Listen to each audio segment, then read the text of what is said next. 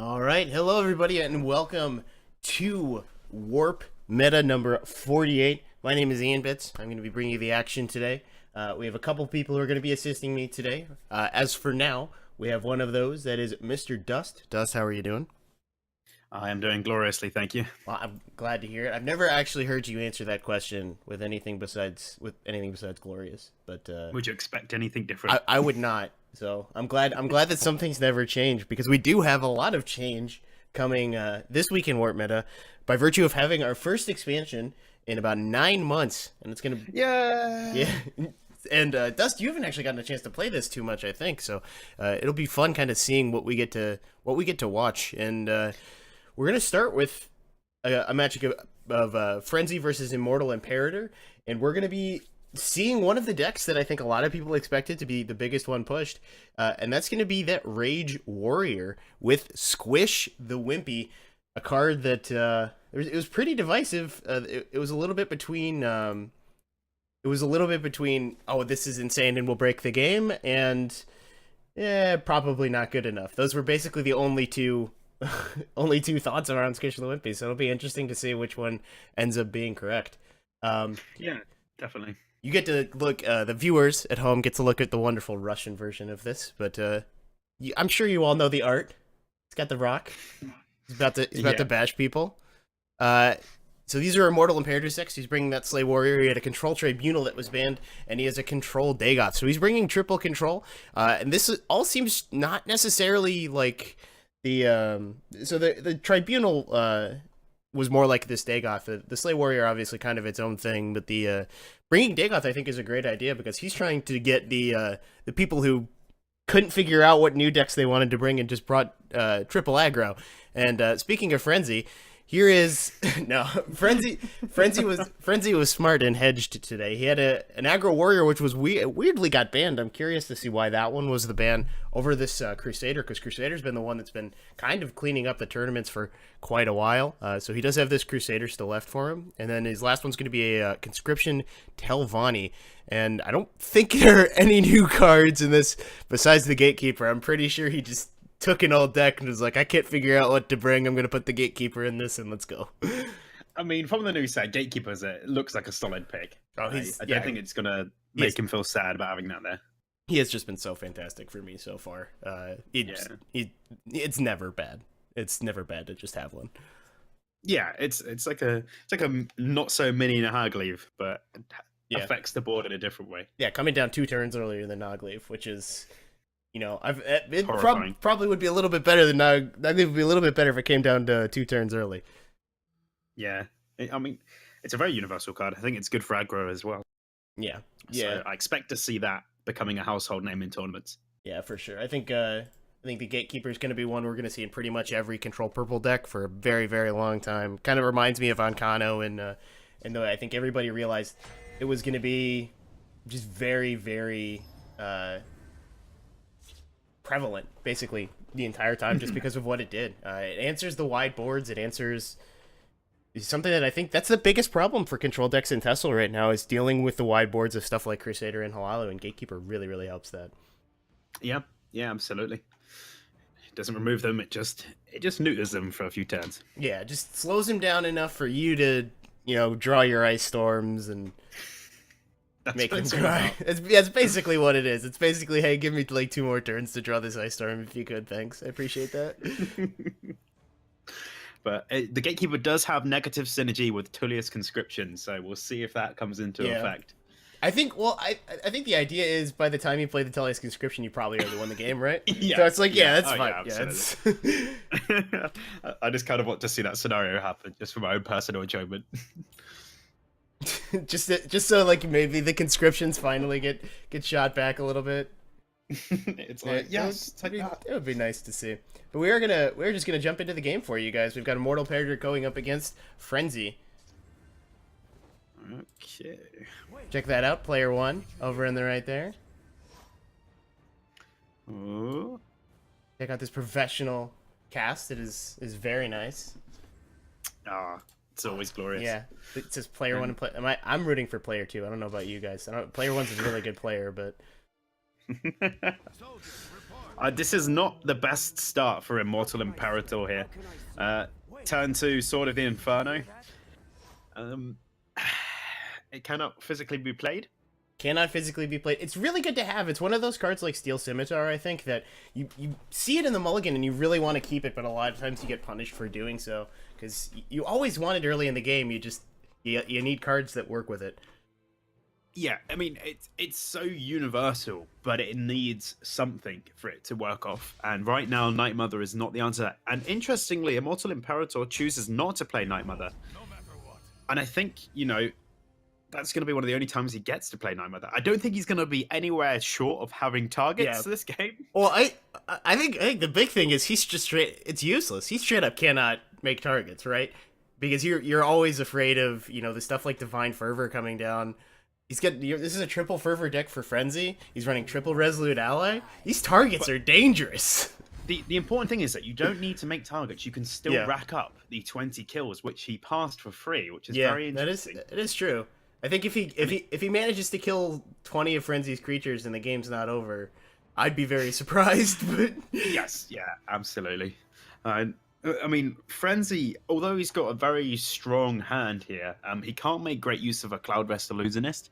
Saying that, getting 4/3 stats developed is pretty much a horrific experience for Immortal Imperator. He needs to get this ramp very quickly, otherwise he is going to be buried in a couple of turns here.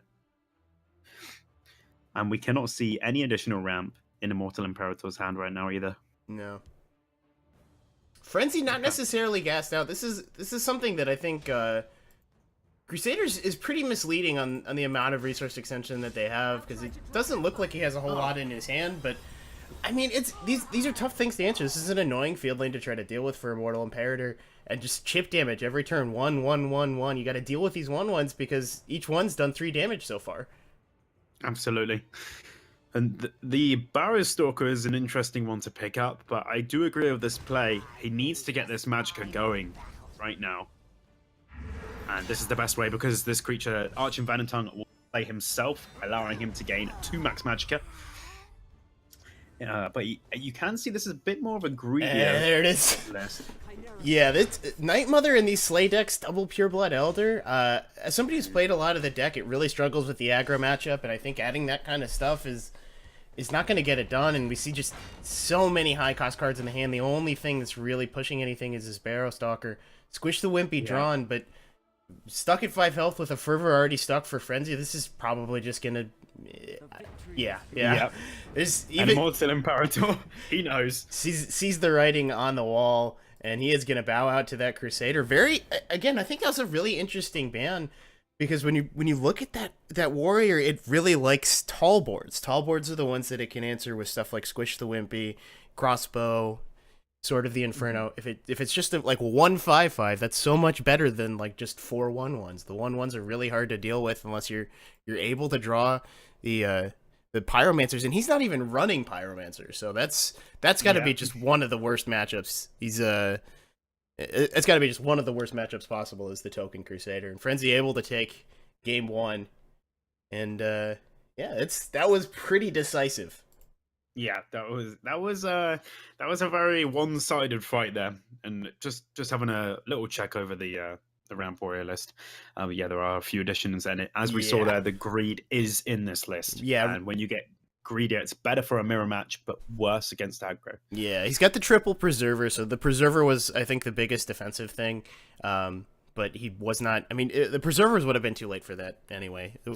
Yeah, absolutely. The Cloudrest Illusionist would have, deals with anything like that. Yeah, just too much pressure early on from Frenzy. And you say like he didn't draw anything to deal with it. He's running 3 2-drops, Dust. He's running 3 Barrow Stalkers, and that is it. Yeah, there is no Alvelothes, which is a really tough sell for me when you're running triple Sword of the Inferno, triple Crossbow, and triple Squish the Wimpy. You just haven't got enough targets to make use of all of that. And as far as the defensive 3-drops go, he's not running any. He's running Tree Minder as the most defensive 3-drop as well. So this it just very, very, I guess, control tilted, and getting hit up against Frenzy is not the matchup he wanted to hit. Yeah, it's definitely interesting to say that this is the first tournament beyond the expansion being released. And so people are going to make guesses. Sometimes you get it right, sometimes you get it wrong. Sometimes you run into a freak obstacle where, he's thinking people are going to go for control. You run into someone playing aggro. Right now, you're going to see a bit of everything. So I'm going to like the players that are trying to take lists that are giving them a fair shot across the board. Yeah. And this one was just too tilted one way for this match. So. Well, this is the nice thing, because he is very aggro tilted on this Dagoth. We're running quite a lot of low cost cards, like even low to the ground stuff like Brotherhood Slayer, Daggerfall Mage, which isn't necessarily an auto clued in control anymore. And you almost want to call this a mid list for Immortal Imperator, but he's running like the Red Year and Sotha Seal as his top end, and 3 Ice Storms. This is basically like because he's running Ash Berserker. He's running. Yeah. Cradle Crush Giant, which is I think more considered to be a mid-range card, but he's running the clears too, so he's basically going as low to the ground as he can, which I think is a great way to build Dagoth. If you're going to bring Dagoth, that's the reason to. Absolutely. Yeah. And he just needs to be careful not to get weighed down by these mid to late game cards, because he knows he's not going to be given that opportunity to win the board by turn 4 or 5 if he hasn't done work on turn 2 and 3. He needs to be contesting early, stop this board going massively wide, and then hopefully rein it in with an Ice Storm. Yeah. He's running triple Ice Storm, triple Cradle Crush against the token deck. I mean, I gotta think Immortal Imperator is pretty heavily favored in this matchup. Yes. Yeah, absolutely. He's also running a decent amount of prophecies as well, which I think is a big deal. Yeah, you can never underestimate the ability to swing from a prophecy. Oh. I've got to back out here. I don't think Frenzy's hand is just one Imperial Reinforcements. It's probably not just one Imperial Reinforcements. He's got a 5th Legion trainer. Their 5th Legion coming down. He's picked up another one. So he's got the 5th Legion buddies. I've had a discussion about this with people where I think you can make a very solid argument that 5th Legion trainer is the best card in the game right now, because those Crusader and Halal strategies and pushes are that good. So getting one this early, especially with a raiding party in hand to kind of defend yourself, is a big deal. But the Brotherhood Slayer is going to come down and contest it, and now an interesting decision. Ooh. What do you want to use this raiding party for? Do you want to try to just protect this 5th Legion, or do you kind of just accept that it's going down? And I do like this play. 5th Legion feels too valuable. You give your opponent also a completed contract, and you do not want to be doing that. And next time you can go into 5th Legion into Rift Thane. Yeah. So he's gonna reassert dominance here. Yeah, much stronger position, but we're gonna, I think, have to run to the Shadow here after the Sanctuary Pet comes down. Yes, yeah, the power of the Sanctuary Pet should not be underestimated. It is up for debate. Yeah. Ooh. I don't mind that.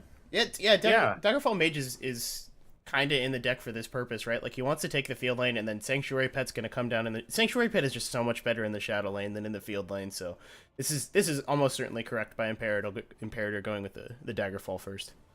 Yeah, I completely agree. There is room for debate here. Is Helgen's squad leader going to make an appearance, or do you go for damage now with Rift Thane? Or do you just go for the Imperial Reinforcements, knowing you have the 5th Legion on the board? And let's just hope he doesn't have the AoE and start pushing A to turn. Yeah, there is no Skavens in the list, so maybe Frenzy's looking to get this Imperial Reinforcements out now before Ice Storm and Cradle Crush can become a potential threat. Absolutely. This is a really tough decision. You could go with probably about 4 different lines on this play. I like the Imperial Reinforcement line, but I am a dreamer who believes Helgen squad leader's not gonna die. That would have. Yeah. He's gonna go with the Helgen squad leader this time rather than set up the reinforcements to give it the big initial buff. This is a bit of a dangerous field shadow lane for Immortal Imperator, and he's just got this Sanctuary Pet. Yeah, the Sanctuary. I mean, the Dushnik is gonna also do wonders for the shadow lane as well. Yeah. He looks very comfortable right now. He's gonna get this kill on the 5th Legion trainer. Always huge. Be interesting to see what else he wants to do here. If he wants to use, I have to think this is going to be Sanctuary Pet, but it could be interesting to see if he wants to use the Shadow Shift just to be mana efficient. Get the Daggerfall as a fighter over there. Um, I mean, I would really like that play because then it sets up for the Dushnik to be able to finish off the other creature next turn. Yeah. Yeah, does go with that. Oh, there's a big boy. Oh, Many yeah. turns away. There's our lockout if we get to turn 12. Yep, Imperial reinforcements to the field lane is very much expected here. You are gonna lose one of them to the Thieves Guild recruit.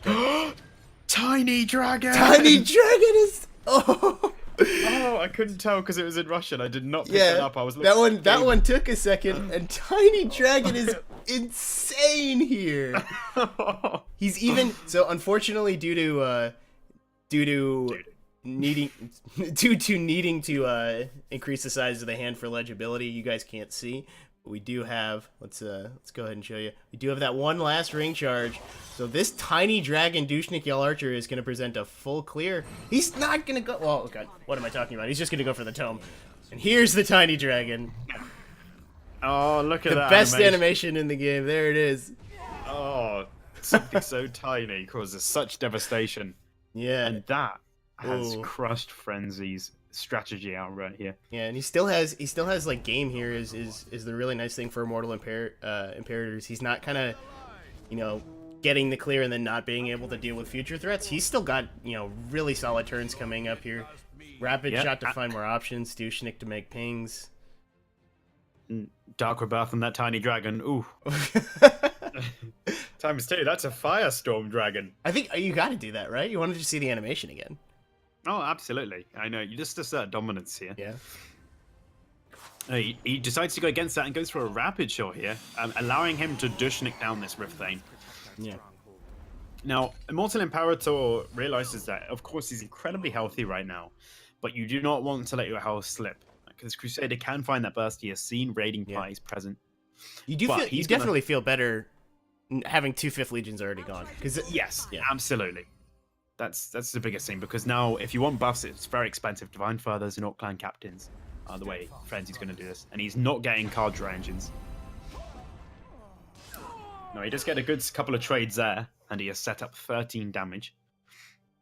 Yeah, this is still very threatening. The Resolute Ally is a card that fell out of favor for a while that I'm excited to see make its way back, because it's such a blowout. Playing on turn 3, you just don't get that kind of stats. Being able to trick something into a trade while also developing that many stats is just something you usually don't get. But Immortal Imperator, another strong turn here. Vigilant Ancestor is going to block off that Shadow Lane. Ash Berserker is going to start drawing cards. Sanctuary Pet picked up. But that is a huge top deck by Frenzy there. He can preserve his lane. Now, unfortunately, it will be dead next turn because of the Unstoppable Rage on the Ash Berserker. But he can... He's going to hedge around that. Yep, he's developing the Cloud Rest. Unfortunately, he just has to go for it. There is debate whether or not this Scouting Patrol gets played. No, Frenzy's all in here. There's... If the only thing you're holding back is the Scouting Patrol, there's no reason to hold it back.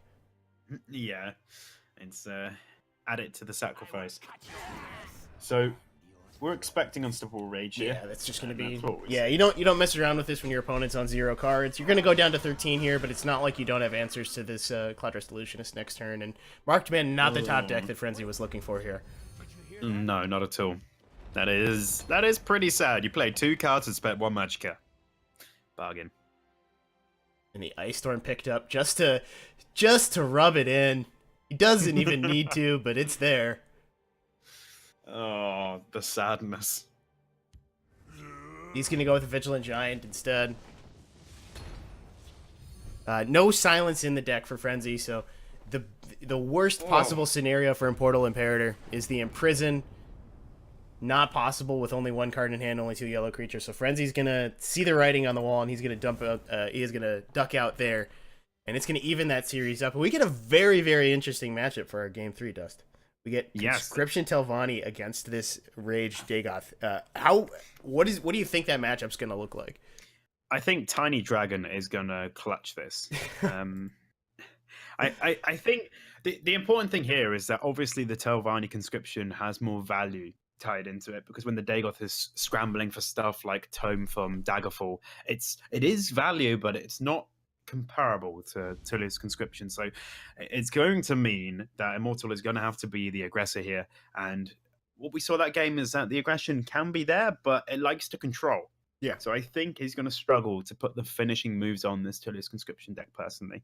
But then you get to the point where you're almost always afraid to play Conscription. You have to be clearing every single threat that could be used to kind of punish you with a rage.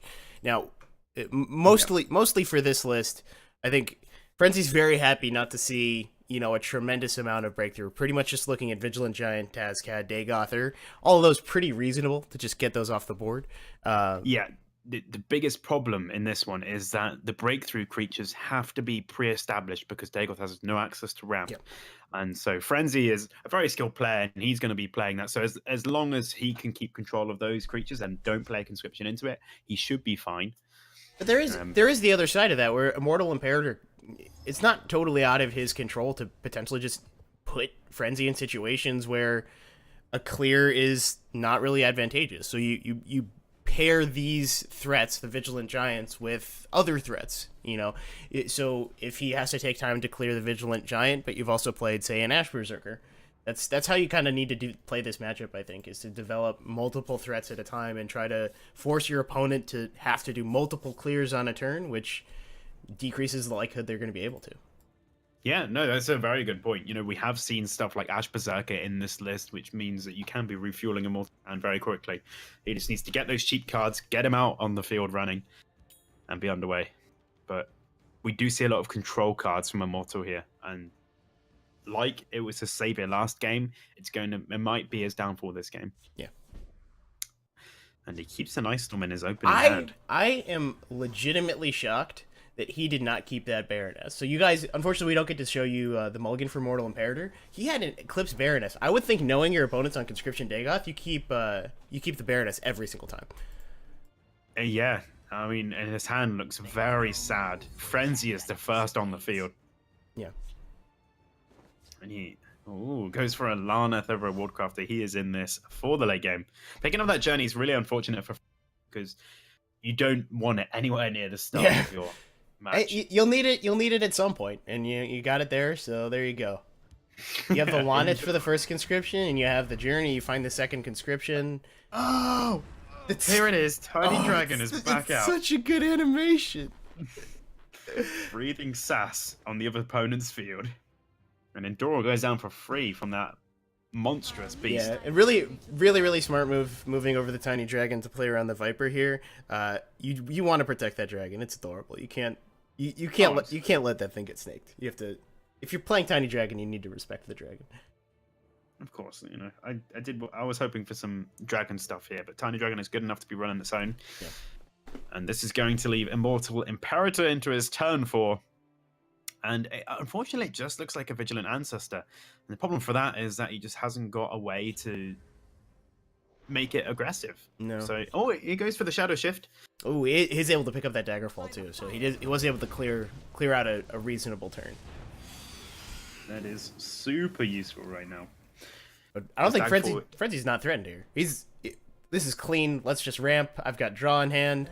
I've got Necro, yes. I've got Scouts Report, I've got Lana. I got everything I need to win this game. You're going to have to do something to prevent that. And Immortal Imperator doesn't really have the hand to do that right now.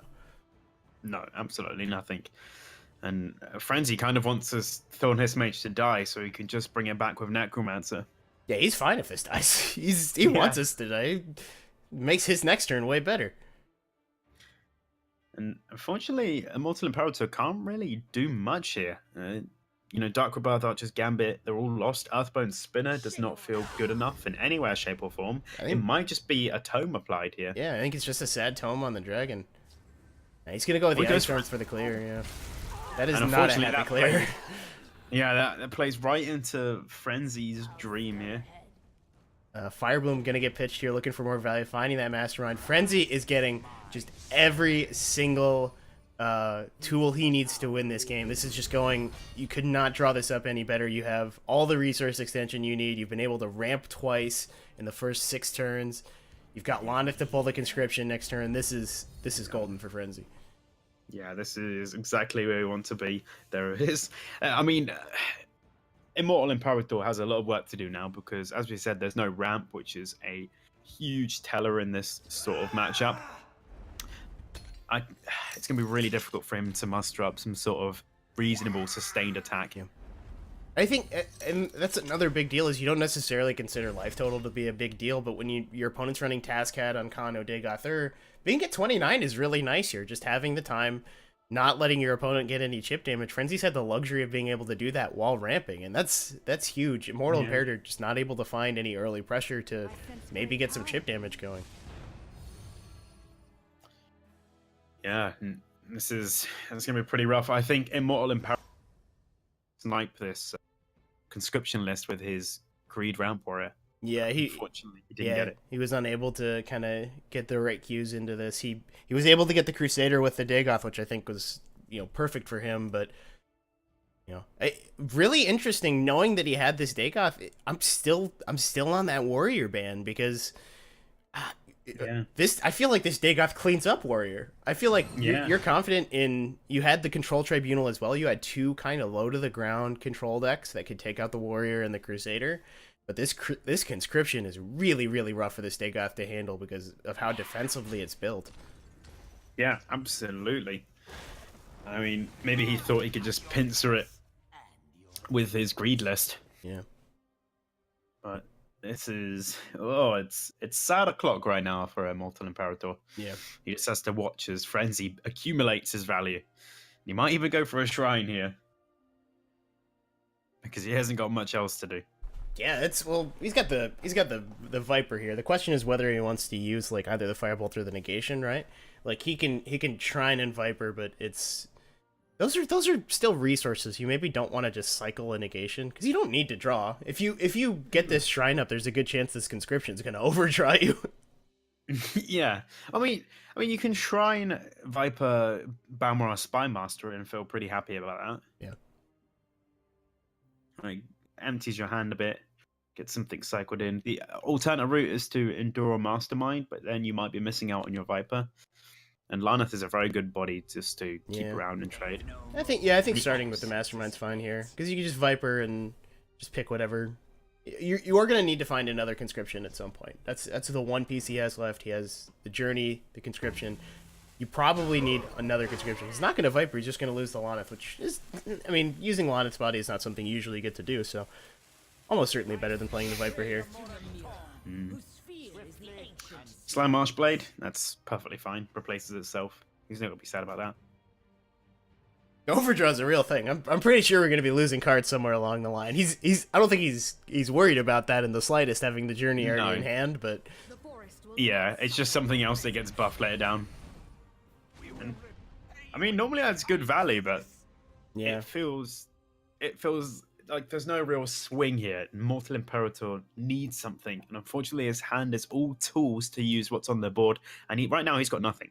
Yeah, he's just got nothing. He doesn't have any form of resource extension. He's only got defensive tools and a Dark Rebirth that doesn't have any targets right now. So he is able to knock out the Shrine. We sort of talked about Frenzy not necessarily needing it, but there's a world where post-conscription that becomes something that could slow him down, and Immortal Imperator needs to slow him down here. Yes. Yeah, he's playing the control against a greedier list, and that's a tough sell. Yeah. Oh, but this Silk Negation is going to find a very nice home on the Staggerful Mage. Immortal Imperator is desperate to have it, to the point where he might even Archer's Gambit his own Daggerful. Yeah, that would be really interesting. I might do that. I think that's a good catch because you haven't seen any negations left. I like that attack a lot from Imperator, by the way. I think a lot of people don't want to attack in these sorts of matchups. You accept that Telvanni basically gets infinite cards, so make the attacks when they're presented. I really like that attack from Imperator. Yeah, I agree. He does not go for the Archer's Gambit. Oh, he is gonna conscription, and this is almost certainly gonna overdraw. What have we here? Watch yourself now. Yeah. I smell. The only thing that Frenzy's going to be upset about overdrawing is the conscription. Yeah, conscription Journey able to hit the Shrine. That is nice as well. So potential overdraw of 2, but as we've talked about it, Journey already in the hand for Frenzy. He's not super worried about any one card in his deck. And the Shrine is a giant pickup as well. Ooh, the Rapid Shot's super nice. Does allow him to pick up this Tome. But again, the Tome, only drawing you 1 card, so the next card has to be amazing. Cradle Crush. Oh. Gambits. I'm just gonna go ahead and clear this. Gambit Rage. Ooh, I'm surprised by that one. I can see it. Rage isn't getting a lot of value in this matchup. You don't have any of the tools to combo with it. You're kind of just a really, really long way away from using Rages offensively, so just slow down potentially Frenzy's aggression, but 3 cards in hand for Immortal Imperator. Yeah, that's 9 that's for the why Telvanni. That's a Telvanni game for you.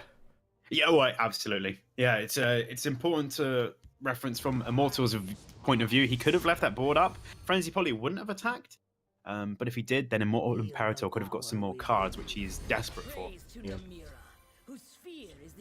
But the resources never stop for the Telvanni. That's Yeah. I think we've learned that over the past 9 months or so. Are things about to change? No, I just gave him the Gatekeeper, so they're better against live boards. It's cool. Telvanni's fine. And unfortunately, there is just no board state present at all for Immortal, and Frenzy can just keep grinding out this value. Yeah. Like, even considering, like, a decent amount of his hand is removal, he could just start pushing damage. Immortal Imperator maybe just plays some cards out. Frenzy gets some use out of this removal. Puts him at a lower life total. Yeah. Takes down the Necromancer. He's just firing off removal whenever he can, but he's 1-for-1ing on every single card, and Frenzy doesn't care about 1-for-1s. The second conscription is found. Oh. Now here's the question, Dust. You Ice Storm your own board. Yes. legitimately might be the play. Yeah. No, I absolutely agree with you. Your opponent has nothing in hand. If he has something like a Vigilant Giant, which you know is in his list, you have that Viper waiting to go. I completely agree.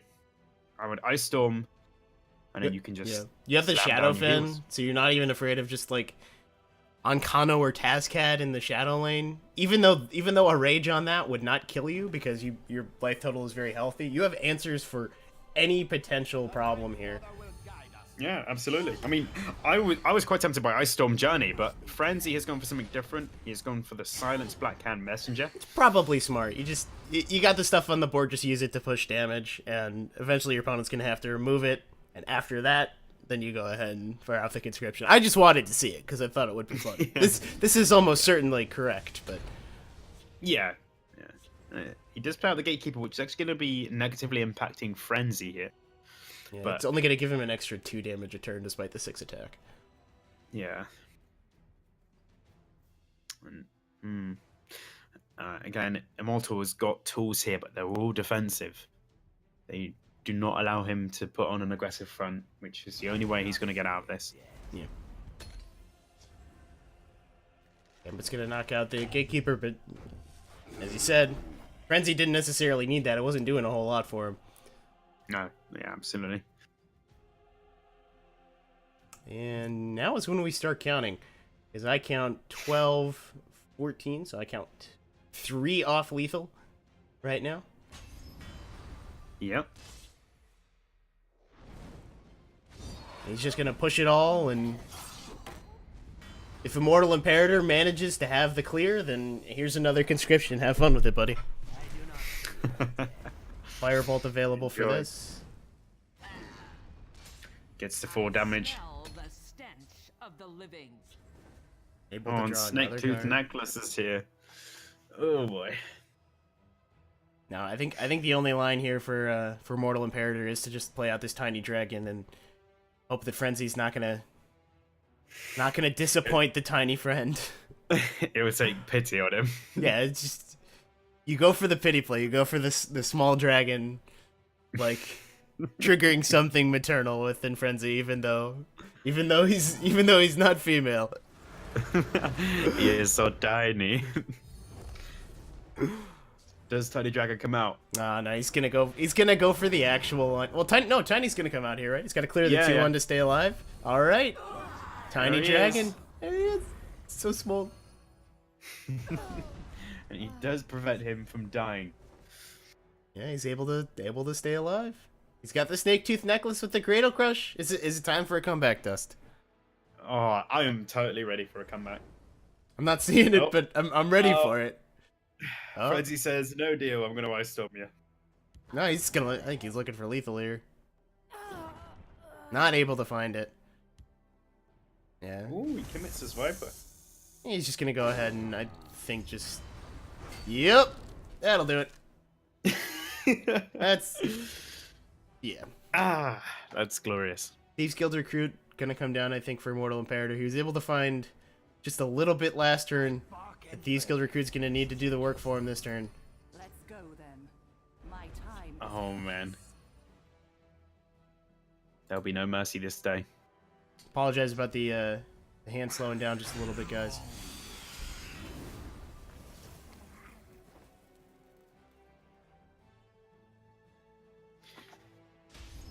There he goes, into the face. Get any buffed up, boys? Oh, there it is. Oh, God. There's so many stats. That's a whole lot of stats, and hey, there's some more coming in the hand. So, okay. Style points, it's Firebolt on Thieves Guild Recruit, and then Shrieking Harpy over Balmor or Spymaster to summon it. Oh no, Frenzy! Tiny Dragon! No!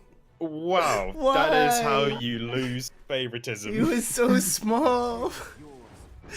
Oh, look at that. Immortal Imperator devastated by the loss of his tiny friend. Not even gonna play the turn. Frenzy, He says- how dare you? I think this is the day where Tassel has no longer become a sports. Yeah, we just quit the game competitive forever. How can you Yep. keep playing after a tragedy like that? It's not That is right. it was the debut. I'm sure a lot of people, that's the first time they're seeing the Tiny Dragon animation. Oh, it's so the animations in this set are so amazing. Feldu is so good. Tiny Dragon, Root Bender. Oh, they're so good. Root Bender needs to be a little bit faster just because you draw 30 cards a turn. But aside from that, oh, they're so Yeah. good. Just the disrespect there with a Firebolt. Wow, that's shocking. But Frenzy does move on.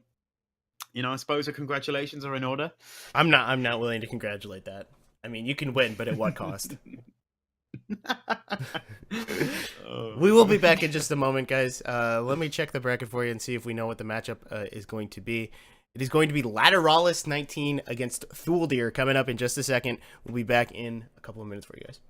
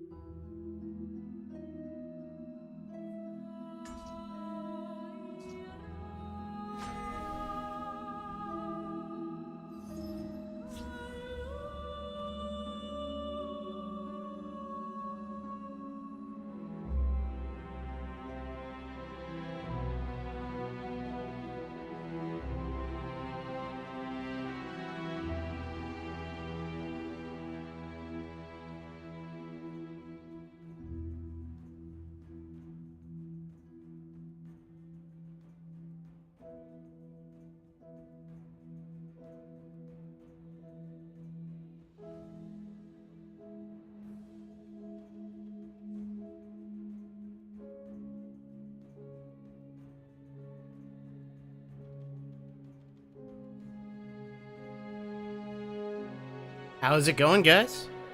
Welcome back to WarpMeta number 48. My name is Ianbits. I'm going to be bringing you the game today. I'm here with my friend, The Adventures of Dust. The only adventure we're having today is casting this game. But, you know, that's enough of an adventure for me. How about you, Dust? I'm still reeling from the shock of Tiny Dragon's demise, to be honest. Yeah, it's gonna take. I think it's gonna take It's gonna take a long time for us to get over it. It's really gonna be rough. So, we'll work through it together. And we got really interesting couple of decks here. Thuldir and Lateralis each bringing a lot of new stuff. Lateralis is gonna be on a mid-range defensive prophecy mage. His other deck is going to be Halalu. Not as many new cards in the Halalu. Thuldir has a Conscription Tribunal running just a ton of new cards, and the same thing for his Aggro Warrior, where he has just basically put in every new card that could possibly fit, which is awesome to see. I love people experimenting with new cards. He's running Skin Hound, he's running Seal, the Duchess of Dementia. So hopefully we'll get a chance to see that. But we're actually going to jump right into the game. We're not going to show you guys the deck list, just to keep the pace moving along. If you're interested in the decks, you can type the command !decks in chat, where Shannara and Automaton have been kind enough to set everything up for you guys, so you can take a look at the decks as you follow along. But we're just going to jump into the action. Let's let the players know they're good to go. Okay. We have Mage versus Tribunal up first. Mage versus Tribunal. And this is not a fun matchup for Thuldir. This is not the one he wanted to hit. Because this, got a moose in the background. That's Buddy piping up. He wants to get involved in the cast as well. Yeah. Ooh, we've got a couple of those Manic Jacks there. So they split up, making Lateralis' hand. Starting with a 5-card opening hand. That's not bad. This pointy wall of spikes promises to do good things here. But on turn 2, you can't. Can you just play it out? I think you can. It's just such a good card. It does so many things. Yeah, I think if you don't play it out now, the problem is that you're playing it any time in the near future. Yeah. Thuldir respects that fact, and then he just gets it out there. It's sort of like a Fighters Guild kind of situation. We're just putting this out does so many things for you getting field lane. Yeah. Doomfang Ally is going to hit the Drain, not necessarily the one you want to hit when you're this healthy. Oh, by the way, Thuldir running Crucible Blacksmith, a 1-of Crucible Blacksmith, along with Dragon Priest Mask, which is... Oh, I love it so much. There's so much experimentation to do with that card, and I'm really happy to see people just try like little things like that. Yeah, absolutely. I think Crucible Blacksmith is pretty scary. I'm curious why he went for the Dragon Priest Mask over the Fork of Horripilation. I've been loving that card. It is a curious one. But you can I think if you... They're good.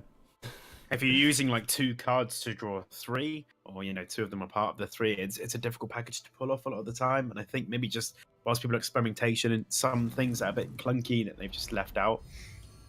Yeah. But this is not a great hand for Lateralis. We have, you can see the defensive tilt of this with the Golden Initiate, with the Icy Shambles even, really trying to hit the aggro decks. And Thuldir's not playing an aggro deck right now. No, not at all. And now Rootbender is such an interesting one here, just to get some cards with this Manic Jack. I'm loving that.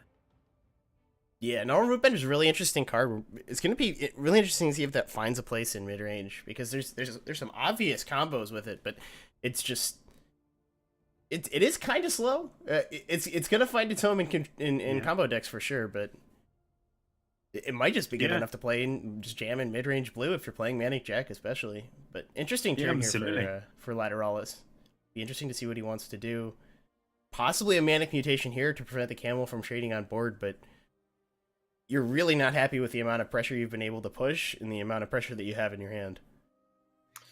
I mean, if Golden Initiate had guard, that would be pretty simple, but unfortunately it does not. Could potentially just be an Icy Shambles here. lock down that Doomfang. It's not a big threat, but it is still a threat. Seednanine Courier.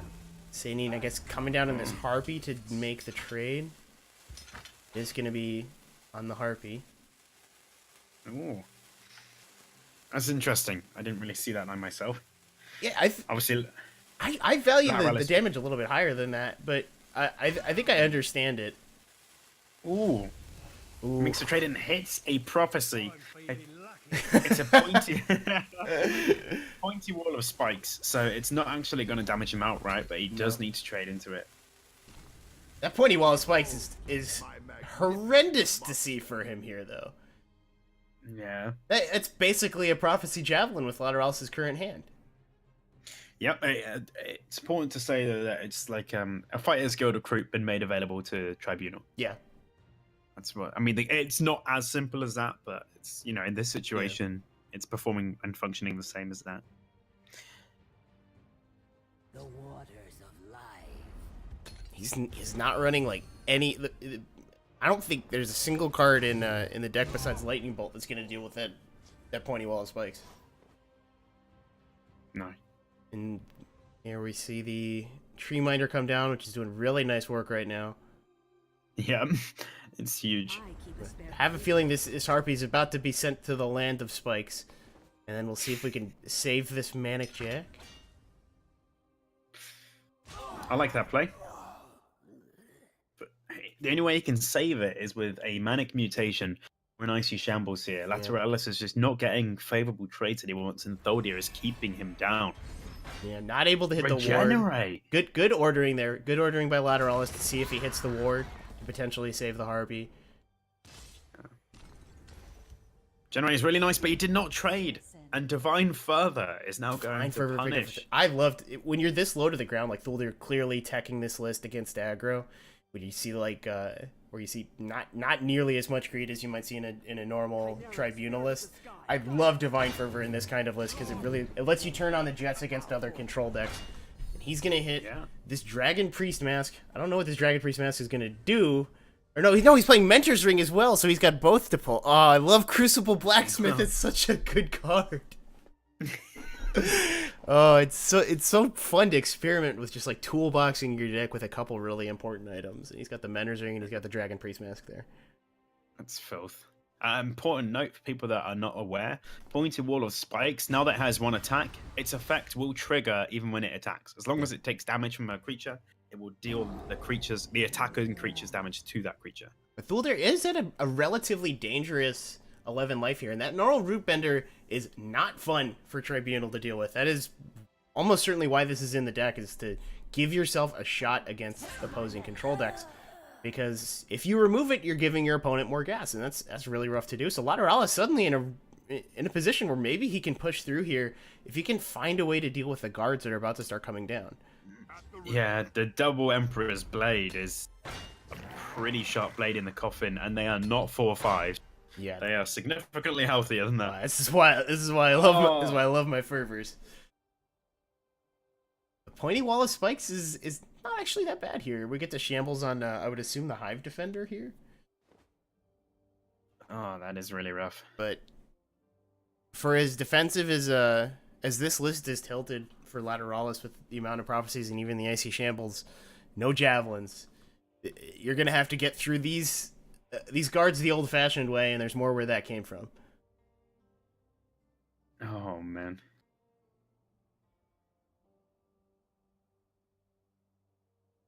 How much do you trust the pointy wall of spikes against the Tribunal? Not at all. Not a lot. I'm not thinking there's going to be anything magical happening with this pointy wall of spikes. I mean, if you do send it in, Emperor's Blade will still get the heal.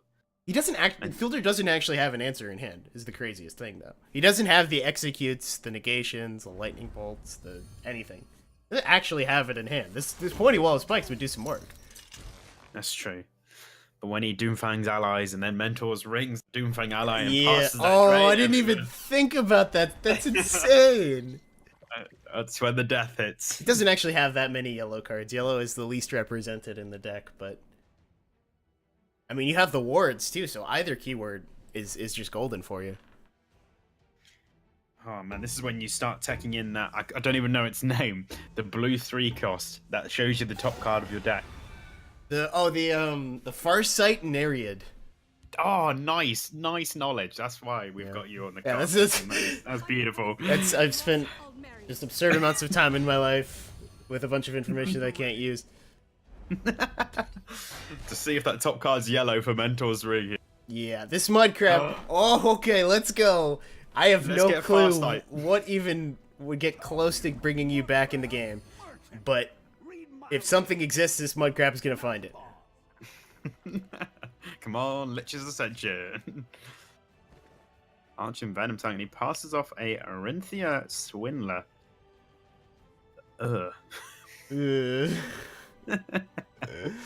Those are some sad ones. That's a bad mud crab. I'm not going back. I'm not going back to that shop. All the wares a discount. Buddy also threw out his disapproval.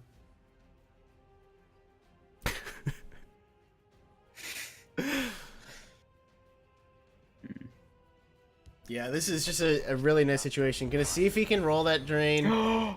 He did! He nailed it! Oh, the Mentor's Ring. Yeah, here it comes. That is a really nice in the Crucible Blacks. This happened last week when he played a Telvanni conscription deck that ran Flesh Atro TK as a finisher instead of Journey, and I really love how Thuldur builds his decks. This actually goes all the way back to when he played in ESL, and he put Arcane Venom Tongue in his aggro warrior for aggro mirrors, and it was fantastic. So I've always been a huge fan of how Thuldur's built his decks, and I'm really glad to see people experimenting. That was Crucible Blacksmith. That was, I mean, he drew another Mentor's Ring because of course he did, but like you can kind of see what the use of Crucible Blacksmith is in these control decks is just toolboxing yourself a set of like 2 or 3 items that you might need given the situation, and then pull whichever one you need.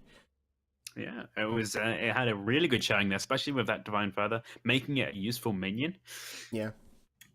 Doomfang Ally as well, in those low to the ground control decks. Now, Tribunal has been built, greedier and greedier these days, right? People are moving towards using Tribunal as a counter for stuff like Abomination and Doomcrag, with like stuff like Memory Wraith and Piercing Twilight to just rip the cards out of the discard. But if you want to build Tribunal as an aggro killer, you absolutely can, and that's what Thuldur decided to do here. And it was a very strong display.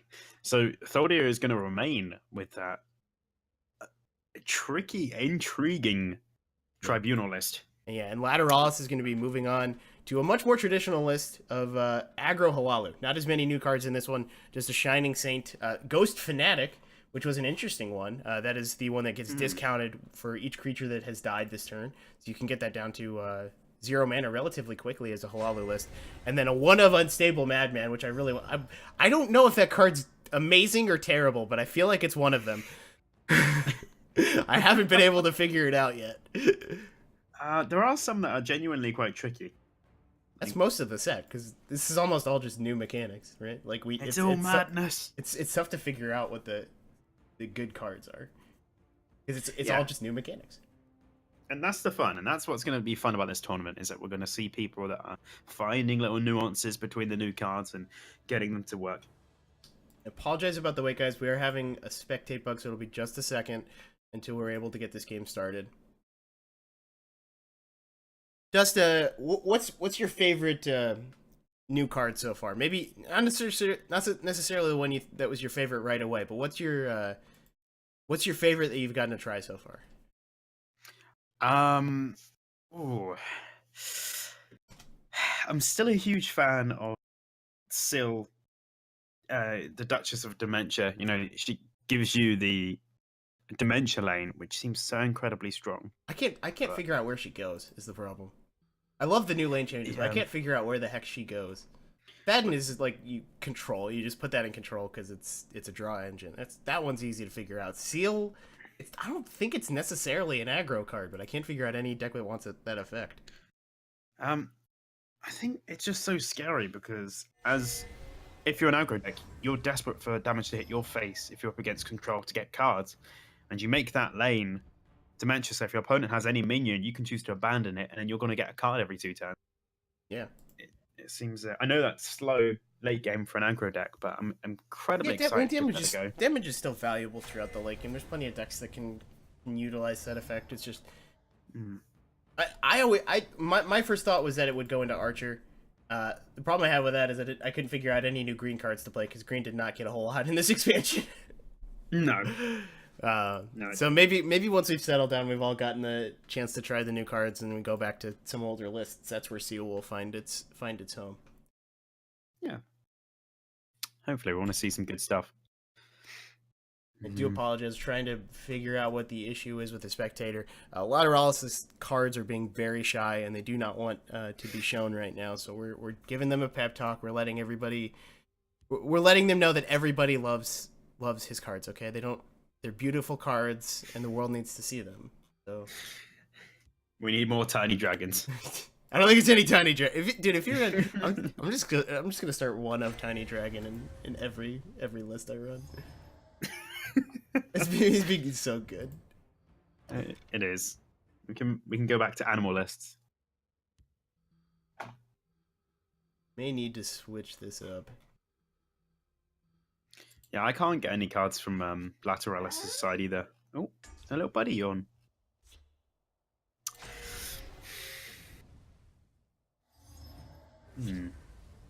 Show me your secrets.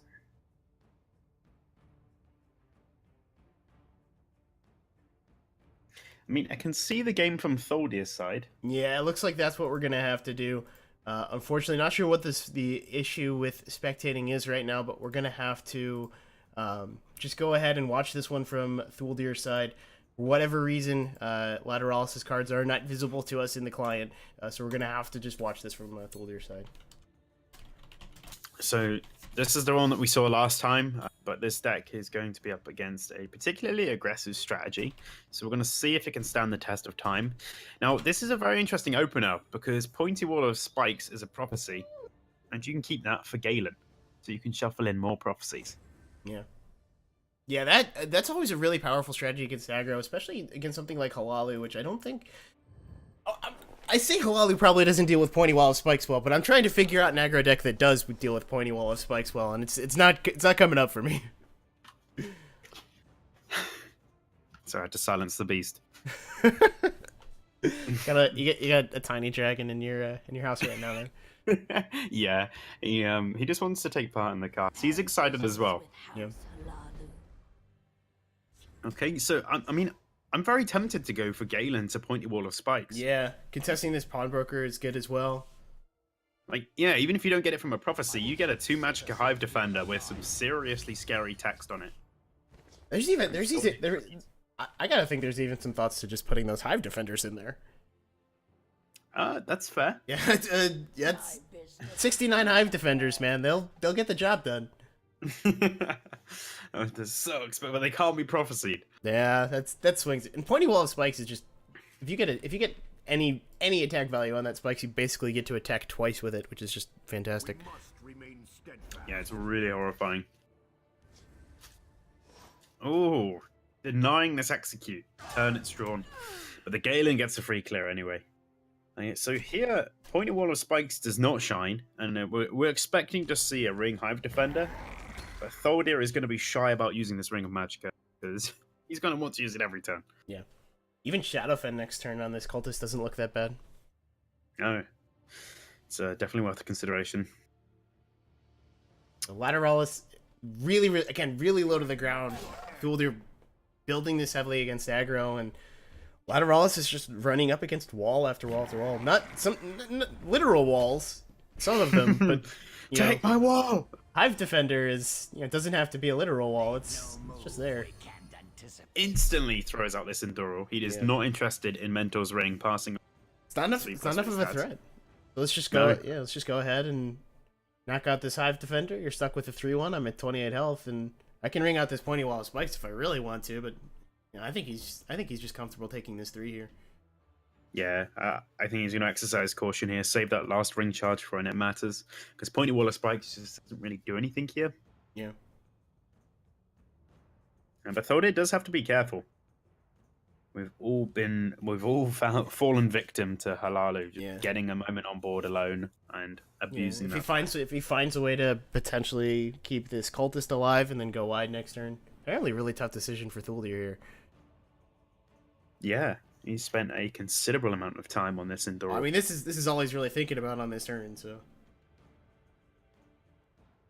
Really long time. oh, okay, that's what I was thinking. Ooh. Yeah, I can tell why that took some time. Those are two incredibly important cards. You have a feeling you're gonna need Ice Storm at some point in this game, but you need negation now. So yeah, I would tank on that too. But the thing is, Lateralis gets that information. He sees Soldier binning a Sork negation and knows he's up against some serious cards. So he is going to be hedging his bets that Thuldir is holding on to an Ice Storm right now. Yeah. Well, you always assume Ice Storm. You always assume your opponent has Ice Storm. Absolutely. But the fact that he took so long and bin a Sork negation is like, that might be the only Ice Storm he's got. Yeah, and here's where the wide board comes in, is the Lalo Oath and being able to push that style. See what the follow-up's going to be. Is it going to be something that's able to keep this Withered Hand Cultist alive? Just tell me who to stop. Another Oathman. We're going to keep going. Feed the storm. Looking for a cheap discount guard. Just tell me who. Oh my gosh. If this was a Soldier can appreciate if that. this was on ladder, even though knowing you're still in a totally fine position, I would just probably just be like, okay, I'm done. Obviously they do not want me to win this game. Profiteer gonna come out, but Ooh. we're about to see House Halalu and its stormy boy. Oathman just all go down. Blizzard takes down Morrowind House. Story at 11. Oh, that's pretty scary. And Lateralis, we know Halalu can resurrect that board for very cheap and with a respectable amount of stats. If Lateralis can pick up a pit line here, he's going to be right back into the driving seat. Yeah. And Lateralis, I think, built this deck with significantly less resource extension than you usually see. Oh, that is what Thordy Yeah. wants to see right Yeah, now. that is perfect for him, having the Edict and the Shadowfin in hand. Probably just the Shadowfin here, because Edict is, yeah. So that's going to come down, get field end control, basically make Lateralis' last turn just a pass. And Yeah. Lateralis, I think, tagging more for aggro mirrors, as you saw with the defensive mid-range mage. He's not running a huge amount of resource extension outside of those Oathmans that we've already seen. He's only running Gamblers, the Crusaders Assaults, and then 2 Eastmarch Crusaders. He's not running like Jarls or Ashcans or anything that people... I don't agree with, but people run that stuff at the top end of Halalu all the time. I think Lateralis built this in a very solid way, but he also built it in a way that's really weak to control, and Thuldir running the control deck. Yeah. And we see the Golden Saint there being incredibly underwhelming Yeah, in that particular example. I've felt it's underwhelming all the time. Yeah, I feel like it's a bad Cloud Rest Illusionist. The only time I've ever seen it get value was when it was rolled off that 8-drop that rolls a random one, and it just so happened that it rolled in a position where it activated and execute. That was the only time I've seen it be good. Oh, I mean, even if it had Prophecy, I would be like, eh. 2/2 is just such a rough stat line. 2/2 just does Yeah. basically nothing for you is the problem. The only unit that rocked a 2/2 stat line was Skulk. Yeah. And that only worked for Skulk because he never wanted to trade. He only ever wanted to go face. So. Yeah, he was a facey boy. Yeah. So, Thordir here has the option of... actually, no, you can't Necromancer a Pointy Wall of Spikes because one has not died yet. So he's going, oh, better get that out and get it dead. Yeah. And Pit Line is a very nice target for him.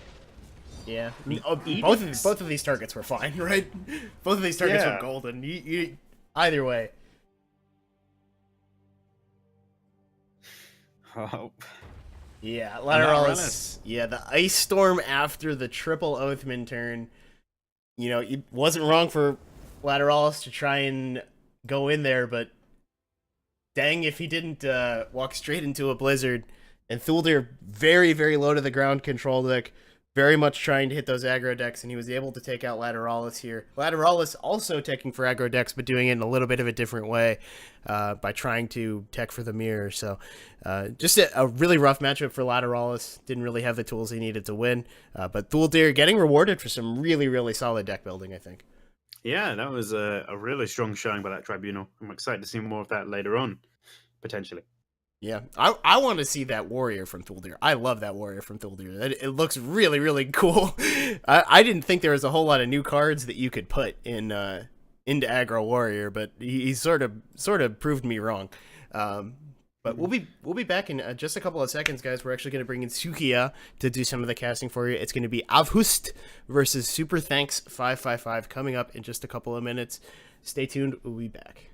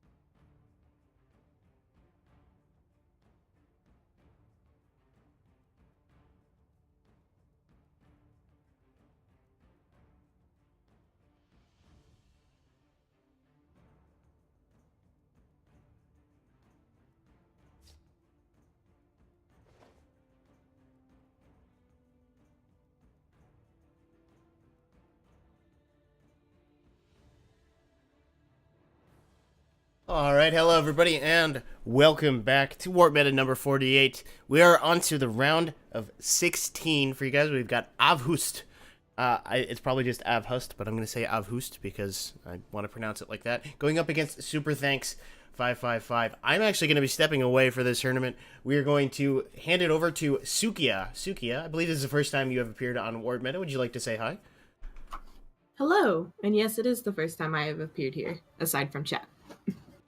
So she is going to be taking over for the play-by-play for the next couple of games. She's going to be working with Dust, who is also here. Dust, say something British, please. Good evening. Freshen your drink, Governor. There it is. All right, so very quickly to go over the decks. Once again, if you would like to see these, you can press !decks in chat. Super Thanks had a mid-range sorcerer that was banned, and Avhust had a control tribunal that was banned. So left for those decks, Super has a Rhetor and Aggro deck, which he has lovingly named House Concede, and then he has a aggro mage deck with neutral splash that I have lovingly named Lick My Battery, because that was that is what Super believes is that is what Dwarven Dynamo is saying. He's just saying it in robot, so we don't understand. For Avhust, we have another Control Dagoth. This one running Gentleman Jim Stacy and 2 Wilds Incarnate and 3 Baroness. Holy crap, this deck is very top-end heavy. And then he has the Conscription Telvanni. So he's running triple control up against Super Thanks, triple aggro. And there's not a high density of new cards here, so we're going to be seeing some classic battles. The key one to look out for, though, is Skinned Hound.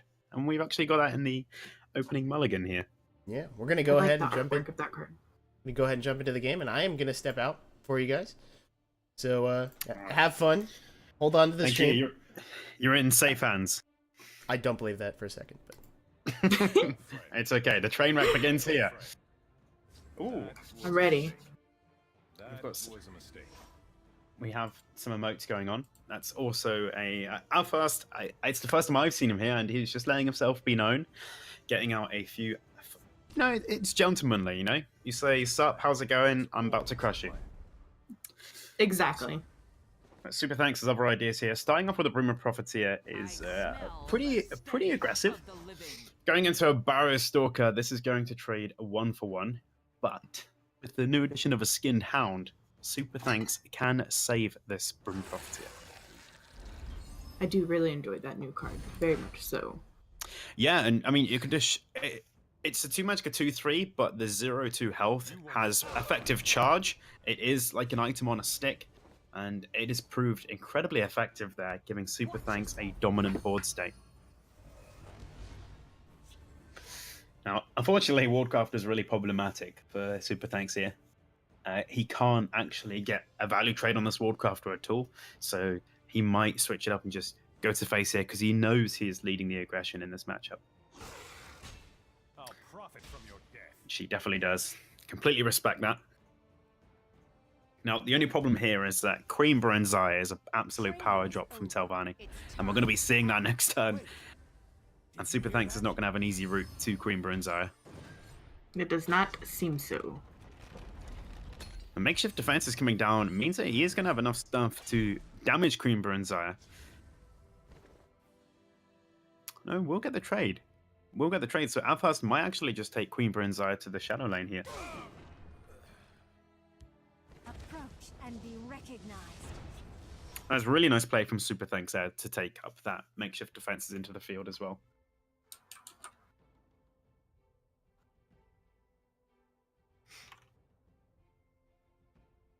I'll see you dead.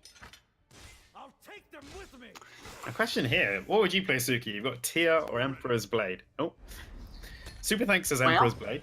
I probably would have went with the same one just because it's a nice big buff. You're saving your trainer, and there's a Viper. So It said, whoa, Oh. Super Thanks is out. the He says, no, immediate- thank okay. you. I mean, Queen Brenzai is one of those cards that will absolutely shut down aggro if it's left unscathed. And unfortunately, Super Thanks did not have another way for it, and he just couldn't kill it. So at that point, he realized that Telvanni is, way ahead. He has not won the early game, which you need to do versus that list. And Super Thanks just you know, obviously very experienced, got that concede efficiency down. And Yep. he says, let's move on to another game. And that is going to leave Super Thanks with his auto loss feels good man mage. Yeah, it Um, would definitely make sense. have you ever experimented with the neutral package inside of classes? I personally have not yet. Seems I've giv- very interesting. I've given it a go. I really like Shulk Fabricant, which is a 3 magic 2/4 guard. That is, if you have a neutral creature in play, you draw a random action. Super Thanks has gone Oh. outside of this. He does not want the random RNG in there, unless it's halving a Marauder, which is what he's got. And he's going to say, let's send this out into the fray. And is he back in? They are back in. They He's are ready back in. for revenge. Except I can't spectate Frenzy. We're not doing Frenzy? Oh yeah, we're not. Super Thanks. God damn it. See, Ian knew this was going to happen as soon as he left me unattended for 2 minutes. It's okay. I think you made it to 3 minutes. Sweet, new record. Now, okay, unfortunately I can't see Alfhurst's hand, so I'm going to back out from that one. Yes, I was having the same bug. Okay, well I can see Super Thanks, and I can see a 5th Legion trainer turn 1, which is, as an aggro Yes. deck, dream start. And Even Av trades has nicely. played. Yes, the Av has played the Ward Crafter to counter. Avha's opening hand is Sun and Shadow, Thorn Hiss Mage, and the Necromancer. I've got it now. And that is a We're spicy good. Grizzly Gourmet. That is going to stop Avhurst being able to trade at all. And Super Thanks leaving this pastry up, hoping that he can get value later on in the game. But more importantly, he knows he needs to get damage on the face. Last game he couldn't do it, so conceded really early. And Avhurst chooses to not feed Treeminder to 5th Legion. That's fair. I'll see you dead. And this makes Super Thanks less incentivized to go into the Shadow Lane in a few turns' time.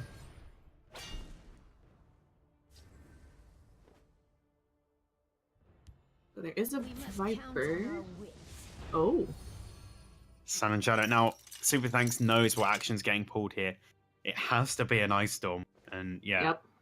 very quickly picked. And unfortunately, Super Thanks doesn't have a way to save his board beyond this.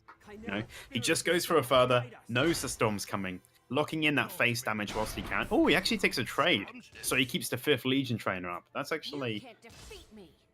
that's intriguing. You missed Just 6 as a damage quick from heads the up, face. guys, we are having issues with the second client, so we are just going to be watching this game from Abhust's side.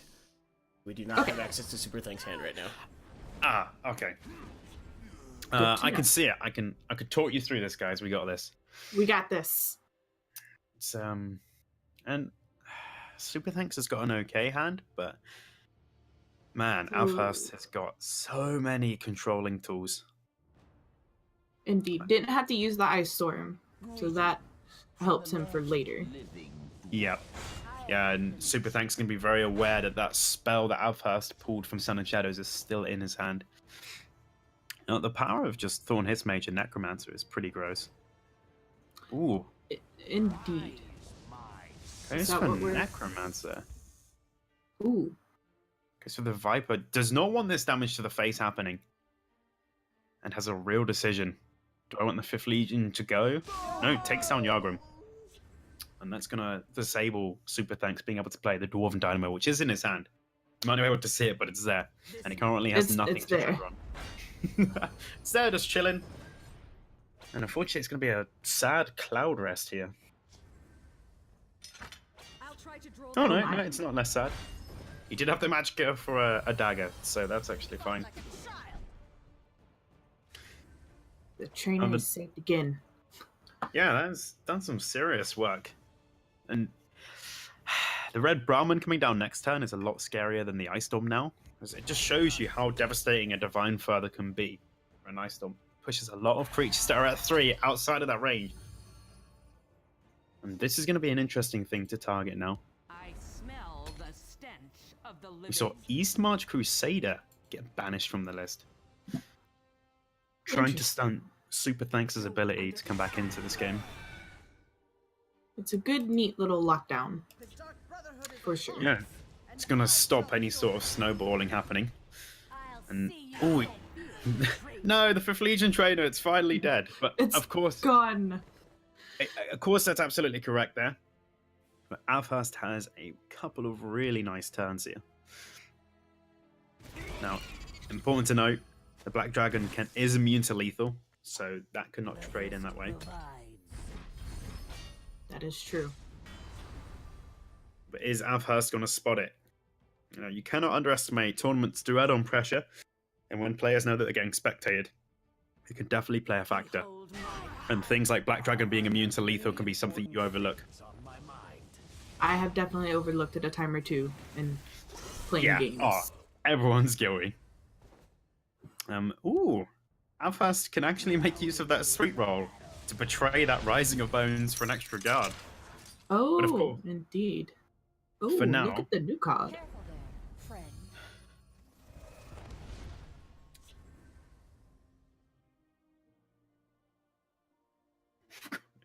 it doesn't look good for Super Thanks here at the moment. Mm-mm.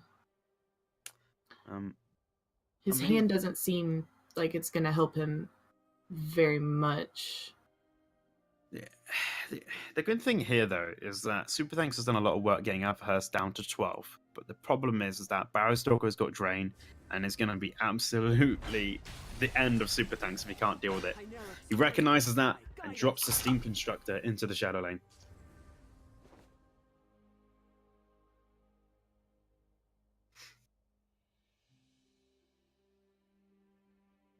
Now, Avhurst has a decision here. And it's not an overly complicated one. Black Hand into the 7/7, trading in the Wardcrafter and Ice Storm really shuts down Super Thanks. The decision here is do you Barrowstalker for face for 2 life, but give Super Thanks a card? And Avhurst says yes. And that's what we're doing, indeed. Give me my life, please. Thank you. I probably would have to. And then there's the Ice Storm to clear out. the Another 2 extra life 2. from the Black Hand Messenger. I smell the Barrowstalker to of clean up. living. His top deck is incredibly important. Unfortunately, Fifth Legion Trainer isn't the best right now, but Avhurst also doesn't have any cards left.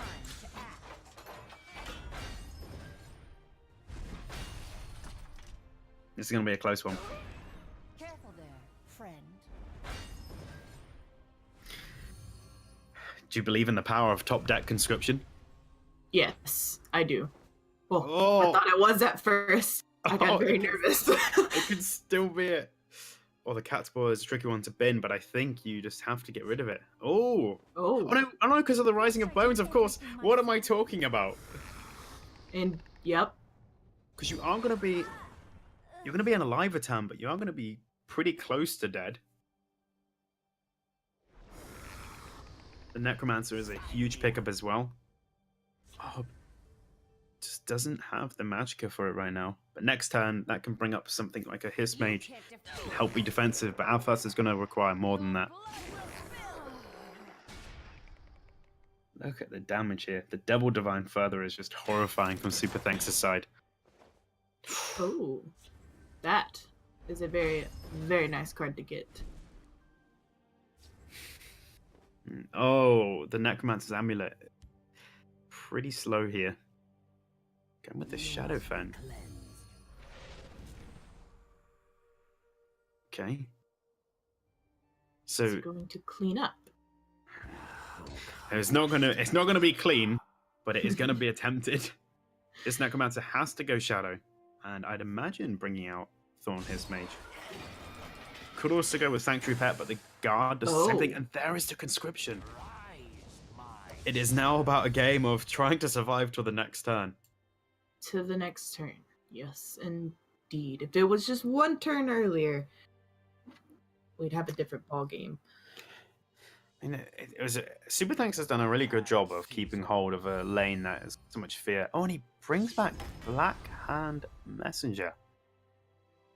That's an interesting one actually, because it's not going to die and it's going to make this Tillis conscription less useful. But nevertheless, does set our first down to 1 HP. By the 8th, they will meet their makers. Interesting. It's just gonna have to be a gamble on this conscription. Yeah, because Goblin Skulks do nothing. So trade, conscription. I'm ready.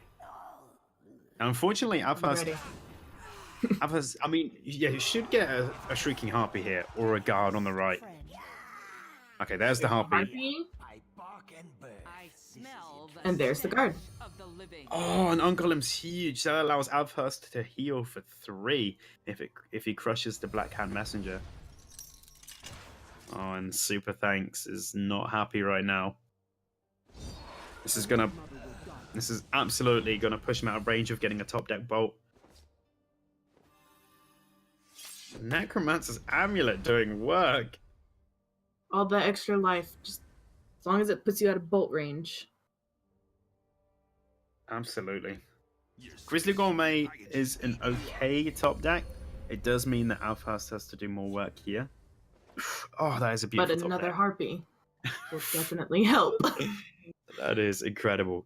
So you can actually fully trade with this Daggerfall Mage, and it gives you 3 life in the process, and then you can shackle this Gourmet. And although Super Thanks gets a tome, it leaves a bittersweet taste in the mouth. Now Fast also picks up a card from this Sly Marshblade as well. More digging. Yeah, I mean, Oh, ooh. It's got to be one that you're tempted to keep, but when your board is going to die at the same time, or bins it. not one I would have. They won't even see my blade. Yeah, that's. I mean, because the Ice Storm killing your own board does let you gain a lot of life here, so it's not necessarily a straightforward negative. Oh, and Sanctuary Pet, increasing these shackles. No death by sweet rolls today. No delicious pastry deaths. Unfortunately, Super Thanks is looking super sad right now. Nice pun bomb. Thank you. I was hoping you get that one. You did not disappoint. So we got, the Daggerfall is again a sad top deck here, and Bolt. You want to send it face because every time you hit a minion, you're giving Alphast another point of life. But I can't see how Super Thanks gets back into this one. I'm not seeing it. I don't see any type of special top deck right now that could get him. I mean, if I gave you this board state and I said, "Who do you want to be?" Who are you picking? I'm gonna pick Avhust. Yeah. Although I always go for the underdogs in these types of situations. I'd like to believe Super Thanks can pull this out as much as the next person, but I'm fearful. And the Harpy just says no. It's a Yeah. shackle for a 3rd turn, and shackles are devastating for aggro decks, but does give Super Thanks a card here. Is it gonna give him more? Oh! Oh, yeah. Super Thanks does pick up a Mud Crab Merchant.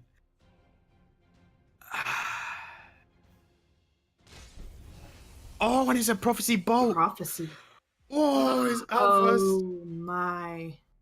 There is a chance for Super Thanks. If Super Thanks did not have a chance, this is the way to give Super Thanks an opportunity to get a win here.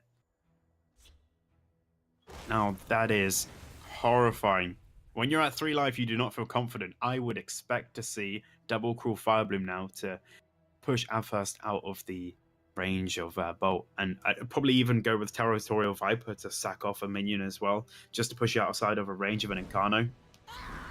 And I would And have those, to agree because any top deck bolts would have ended the game. yeah, there's only 1 Bolt left for Super Thanks, but there's definitely going to be an Incarno lurking around there. I quickly go and check the list to make sure. Yep, there is an Incarno there. Oh, there's a lot of sad top decks for Super Thanks that I just noticed. But Super Thanks has options here. He's got draw. And we do see double Cruel Firebloom. Oh, man. Divine Father. So, looking for some sort of suppress from this Mud Crab. Don't break the last rune out fast. Good stuff. Mm-mm. Max Man does not help. It's all on the crab. Mud crab, merchant, Don't know the options. Could have. Oh man, if Tomes played now and Encarno's top decked, it would Oh, be a my sad super lord. thanks. Hoi! Edict of Azora is Edict. not going to be the one.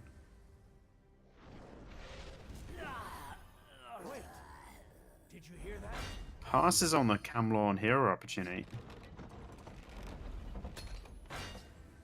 That's interesting. That is a big makeshift. Unfortunately, there is going to be lethal for our first here, and that will take Super Thanks out of the tournament. Alfast coming in with this dominant tribunal list, and he goes through to the next round. Alfast making it's my personal debut of seeing him here. He lets himself be known, taking down the esteemed Super Thanks. Congratulations, Alfast. Congratulations. Congratulations. It got nerve-wracking for a second. Yeah, I mean, to be fair, Super Thanks actually looked pretty dominant in that last fight, just because the amount of damage he had. But Alphas just found turn after turn where he could just freeze the damage. And, well, the rest is history. He just managed to sneak his value in between the shackles. And that is Telvanni. But it was... It was got scary at the end there. Like, he gave Super Thanks an out. And if the top decks were different, we could be sat here going into game 3. But as it is, 2-0, our first is 3. So I think we'll take a couple of minute break here just as we get the next rounds sorted. So I will speak to you in a minute. Yes.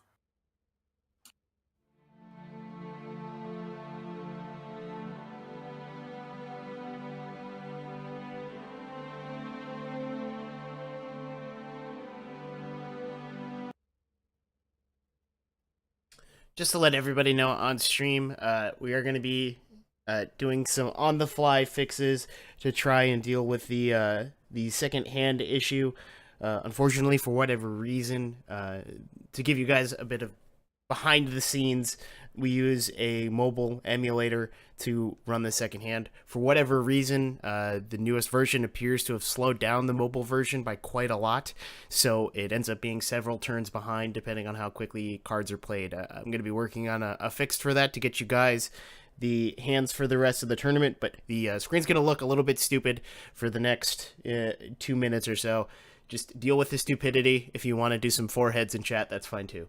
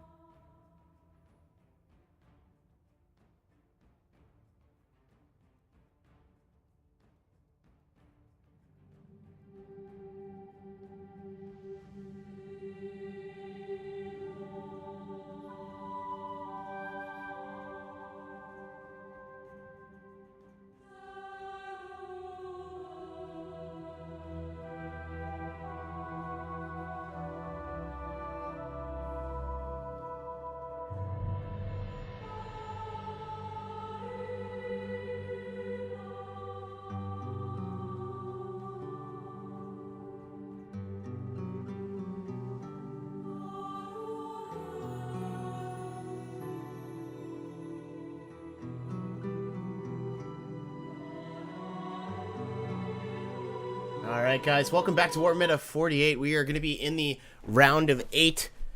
I am joined here by Dust and Sukeyaa. Dust, you want to say hi? Don't say something British this time. Say something. Oh, I just realized they didn't hear anything I just said. So let's just pretend we were talking, saying terrible, mean things about both of them. My name is Ianbits. I'm bringing you the action today. I'm here with my friends Dust and Sukeyaa. Dust, don't say something British this time. Say something Australian. Good day, mate. Yeah, nailed it. That was sad, Dust. That was sad. I'm also here with Sukeyaa. Suki, how are you doing? Oh, there it goes. It's working. I'm doing great. So next matchup is going to be Fictional Zero against Drew the Dolphin. Each bringing pretty aggressive lineups. Drew bringing a prophecy like aggro mage, prophecy mid-range mage, and then playing a very, very heavily control tilted mid-range sorcerer. And when I say heavily control tilted, I'm talking triple necromancer, triple wilds incarnate in an aggro deck, which is going to be. It's going to be dangerous for those control decks, but Fictional Zero, not exactly rocking the control decks himself. He's bringing a mid-range sorcerer of his own, this one a little bit lower to the ground, running Gnarl Rootbender, despite not actually running any actions of his own, aside from lightning bolts, I guess, and the sorcerer's negations that trigger the Rootbender. He's just running it because I guess he thinks it's going to be annoying to remove. And then an aggro Halalu. So that's going to be our matchup. I believe the players are just about ready. If you'd like to see these decks, you can go ahead and... Oh, I apologize. Fictional's aggro Halalu is actually banned. He's on a Telvanni list. Sorry about that. He's on a conscription Telvanni list. Another conscription Telvanni. So ignore what I said about the Halalu. Yeah, but we're seeing a lot of conscription Telvanni, guys. It got some stuff in this expansion. So When in doubt, throw conscription Telvanni about. Yeah, so if you guys would like to see these decks, you can type !decks in chat, but we're actually just going to jump straight into the game for you. Let the players know they're ready to go, and then Suki and Dust are going to be taking it from there. I'm just getting the deck list pulled up for myself. All right, so I'm going to hop out. Suki, if you want to take over, go for it. I'll be back in just a couple minutes, guys. Okie dokie. So, we have Drew at the start, starting with the Crown Quartermaster, which is a normal turn 1 play that I like to also do. Making sure the deck lists are pulling up on my behalf as well. I'm ready for you. That's so good. Oh, Fictional actually passed on just playing a Siege Catapult. I don't know if he's going to get time to actually play that, but depending how many things this hits, you won't need to worry. Alright, he just grabbed his ward, but that is definitely enough. The ward will at least... it might not actually save him as much as I would hope it would. Or just go straight for the smack. Go for the smack. Lock down the stats. We're good to go. There's a lot of aggression here. So the Fictional double doesn't- siege catapult. Yeah, To it doesn't try and spend. fill up the lane. It looks like he's going to get his wish next turn. It's only if Drew turns this around and targets that free ward, which is a difficult challenge to do. Like Fictional looks like he's going to be able to turn this around relatively soon. And Just when has he- to drop a very quick Cryptid Shade, or depending on what Drew plays, he could also silence whoever comes down. If he were to play the Hive Defender, I'm ready for you. he could easily get around him. Oh, he does put the Hive Defender down in that lane. That's interesting. I wasn't sure if he's going to flee to the Shadow and just abandon that lane, but no, you've got to call the Hive Defender to try and delay these trades. Fictional has not got a lot of health left to play with, so he has to go very defensive very quick. What are you feeling here? Corrupted Shade gives you more durability, but you're not really after that. Do you silence this Hive Defender because it's so annoying and you want to get to those 3 and 4 attacks? I keep a spare blade in my Well, belt. I would have silenced, but he is wanting to get the Siege Catapult online and easily taking out the Hive Defender. You don't have to worry about it. And then you're not losing anybody in a trade as well, so your board is still fully on state. Careful there. That's fair. Boardcrafter's down. No, I don't think Fictional's going to lose this field lane ever. Let's see. Now maybe Drew has to kind of just take his pride now and go to the shadow lane. He cannot contest that field lane whatsoever. Not at all. No. But he has got a lot of prophecies. And Fictional does have to go face to win. I'm very curious to see how the prophecies work in this one. Yeah, 12 life is not a lot. Especially when you're looking at triple bolts. Yes, and I have had that happen, and I have done that. Oh, you monster. Well, do what you gotta do, right? Oh yeah, absolutely. I mean, you don't play it. If you get it, that's going straight to their face. Fictional can tie this out in a couple of turns. I like that play. Disables a bit of damage, but if you get a prophecy here, you cannot react to it whatsoever. And here we go. prophecy number 1. And it's a Cloud Rest. Being both defensive. For what it's worth, I don't think Fictional would have attacked with that 2 damage. But stops him anyway. Yeah, doesn't give him the option. Absolutely. Drew is going to go phase because Fictional has less prophecies than Drew. And this is exactly where you want to be as the prophecy list. Leading in the live game. For sure. I play a lot of prophecy battle mage, so I enjoy it. You're one with the prophecies. That just looks like it's going to be it. Like, unless Fictional can muster up enough damage here, he is currently 6 short. He could... I don't know if it would work. The Mighty Conjuring could possibly save him. Does have enough to trigger it. He has his last little bit of the ring, his last use. Yeah, he has Play to it, trade and in then the... you get the lava.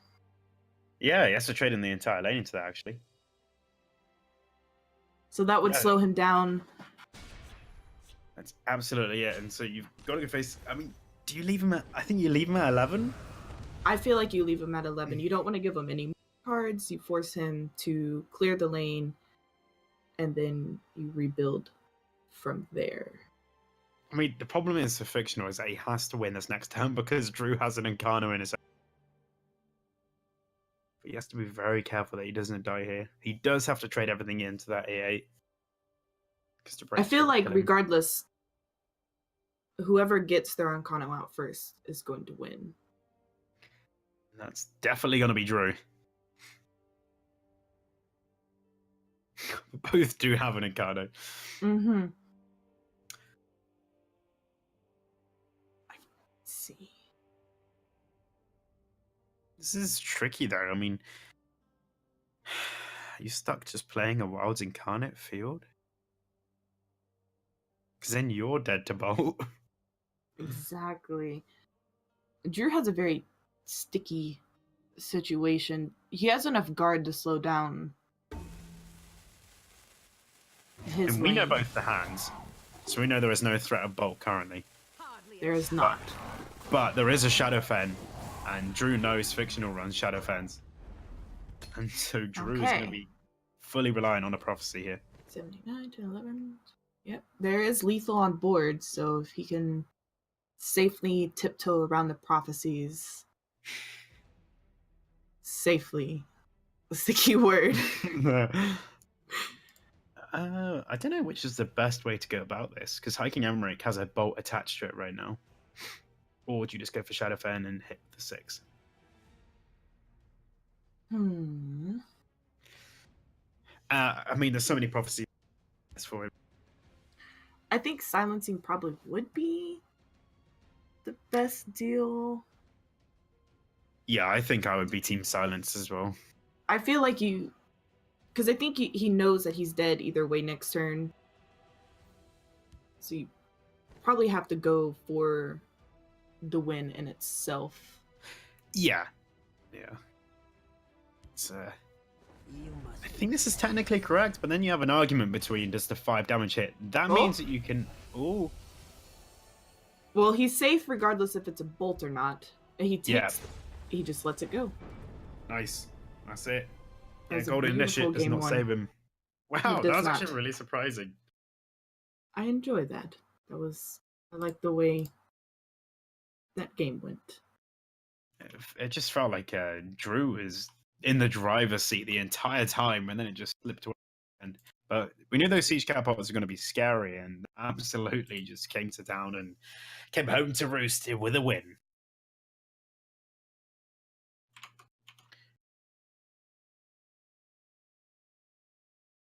So Indeed. Let's see. So it's going to be Sorcerer versus Sorcerer now. Oh, I That's, am loading currently. that's pretty spicy. Spicy. I like spicy. Very spicy. Oh, and that Mighty Conjuring was actually only a one-off in that list. Oh, and pulled the one of. Yeah, and And it absolutely saved him the nothing else. game, that is for sure. Yeah, nothing else would have done there. Nothing else would have even come close. That was a good spot. I wasn't actually looking at Mighty Conjuring. I was Always like, loved it when I got it in Arena. I was like, oh, I got Yeah, this. yeah, it's a stat monstrosity. Oh, are you in the game yet? I am in the game. We are good. Fictional has a horrifying opener. Like, It is very nice and curvy. just absolutely spoiled for choice. Oh, we see a split card there. Ballywog Tidecrawlers and the Ballywog, Smoked Ballywog leg. I'm a fan of that card personally. I enjoy the animations when the cards split. I like the heal Oh, portion. Oh, a Doomfang just triple missed. But unfortunately, Drew the Dolphin hasn't got anything to contest it, so a 3-3 is still a 3-3. And it's going to be somewhat horrifying. Fictional is going to have no mercy. Alex. Another Doom thing on top would explain why it is Yeah. very Oh, saddening. The nightmare scenario. My archery spear. This day will be mine. Well, I like how I'm we s- talked about Lightning Bolt last game, and now Drew does have 2 in this hand. Oh, sadness. Unfortunately, Drew has got nothing to stop this onslaught here. Bolt doesn't touch it, and Ballywog Tidecrawlers, he can't get that heal mid-turn. So it's just going to be sacrificed. I think Attempting to it's- slow him down using probably his card advantage against Fictional. he definitely does have card advantage.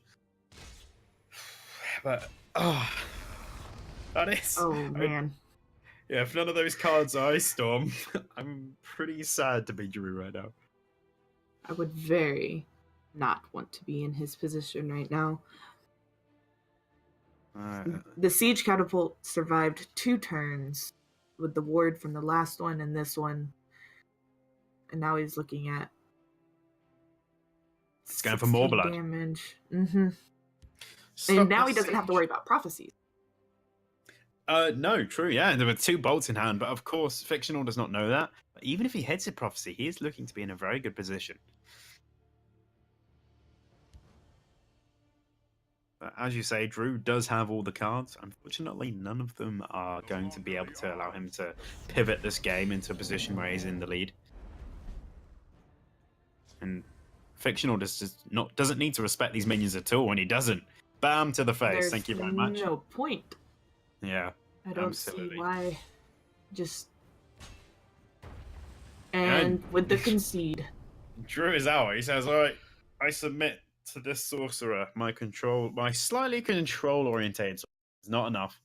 And wow, that was another That quick was- round. Another very quick 2-0 each game. We had a concede. Very interesting way to see the games Yeah, that might be that last game might have been the actual fastest tournament game I mean, it was an early concede, but it wasn't. I mean, the game was over at that point. It wasn't like a Joe concede where he still maybe could have top decked into top. That was pretty devastating. But I mean, Drew Drew obviously kind of wanted that sorcerer to be doing other things, considering how he built his top end, and aggro matchup was just rough, which is again almost certainly why he didn't lead with it. He didn't want that sorcerer to have to face the mirror because he knew it was going to be a little bit of a struggle in it. But yeah, Fictional able to move on. And we're going to take a very short break again, and we'll be back in just a moment. We're actually going to stick with this round, I believe, because they finished faster than pretty much everybody. So we're going to jump into another match kind of in mid-game, but we'll be back in just a second, guys.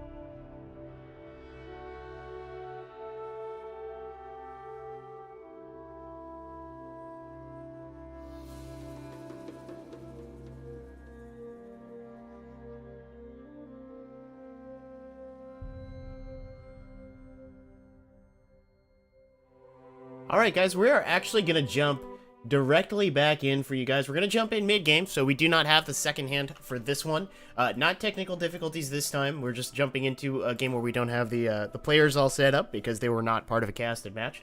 But I was looking around the bracket, and I noticed a deck that I figured you guys would want to see. So we're going to jump in, and we're going to watch one of the most interesting decks I think I see in this tournament. And it's not going to make any sense to you when I say it. It's Battle Mage Abomination. Oh god! And so it's using the Ring of Lordship.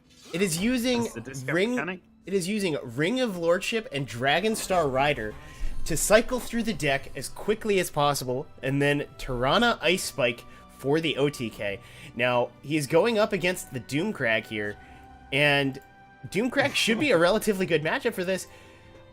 Icarus is 21 cards in his deck and has not been able to find a Dragonstar Rider. That is the engine that makes it go. That is the Disciple of Numira in this version of Abomination. All three of them in the bottom half of the deck for Icarus, but he's got time. This is a Doomcrag. Doomcrag's going to give you time. Yeah, absolutely. He can put down this Crown Quartermaster if he just wants something to keep El Turbo busy for the time being. Yeah. Because once OTK hits, it doesn't matter how much life El Turbo has, just animation time. Yeah, and crucial to notice, the downside of Battle Mage here is you need to rely on this Ring of Lordship to get skilled Blacksmith, I think, to really keep the cycle going. Currently, how it's working is if you don't get those discounts, you're not able to cycle fully. You need the skilled blacksmith. That is the version of fence in this version of Abomination. Already one down there, so still no Dragon Star Rider, and El Turbo is he's gonna play this in a fun way, which is if you get a certain amount of life, it is physically impossible to do the Ice Spike OTK. You just run out of time. Oh god. The animation doesn't bleed over into his turn, does it? Yeah. Ooh, Rahad Battle Mage could buy him Icarus some time. I'm really sad we're not finding this rider. I wanted to see this go off. So Frenzy was a huge proponent. He thought this was going to be a real deck, and Icarus unfortunately going to get taken down there, not able to get a cycle. But Frenzy was trying it for about 10 years. The entire first day of the expansion, Frenzy kept trying to make it work, and he eventually gave up, and it became a Wisp Raiders deck because I have no idea. I think that's what happens when you get bored, but it was... That's the natural progression. Yeah. So it's... I'm unfortunate that we didn't get to see it go off. It's the equivalent of all three Namira's bottom half for Abomination. It's just not going to get it done.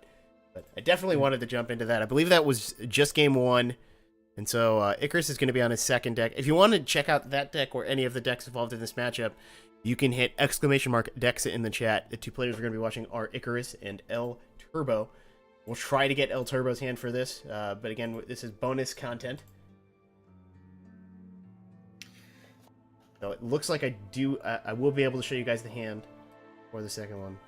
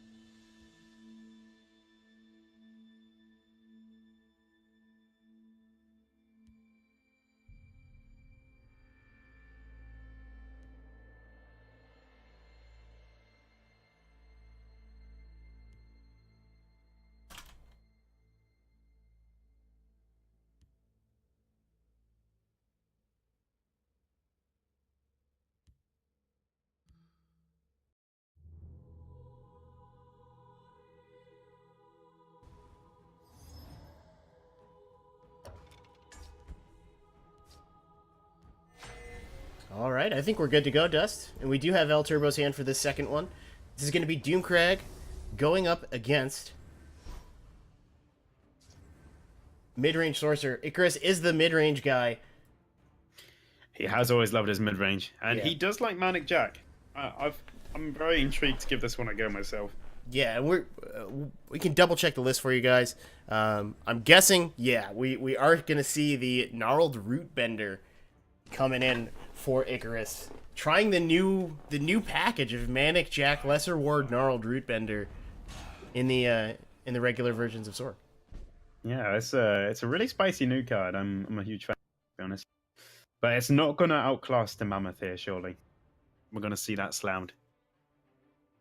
And we just saw, I believe the stream just saw a trade into an invisible Windkeep spell sword. Oh, I saw it on my side. Yeah, I'm not sure what's going on there, but let's see what happens with the next card Icarus plays. That was okay. That was something else. The Illusion Mage, man. The Illusion Mage, you can't trust him, I guess. What the heck? Oh, it took a long time to think about that Mammoth play. Yeah, okay, so we are definitely just having a spectate bug here. We're gonna have to pop that up and see if we can fix this.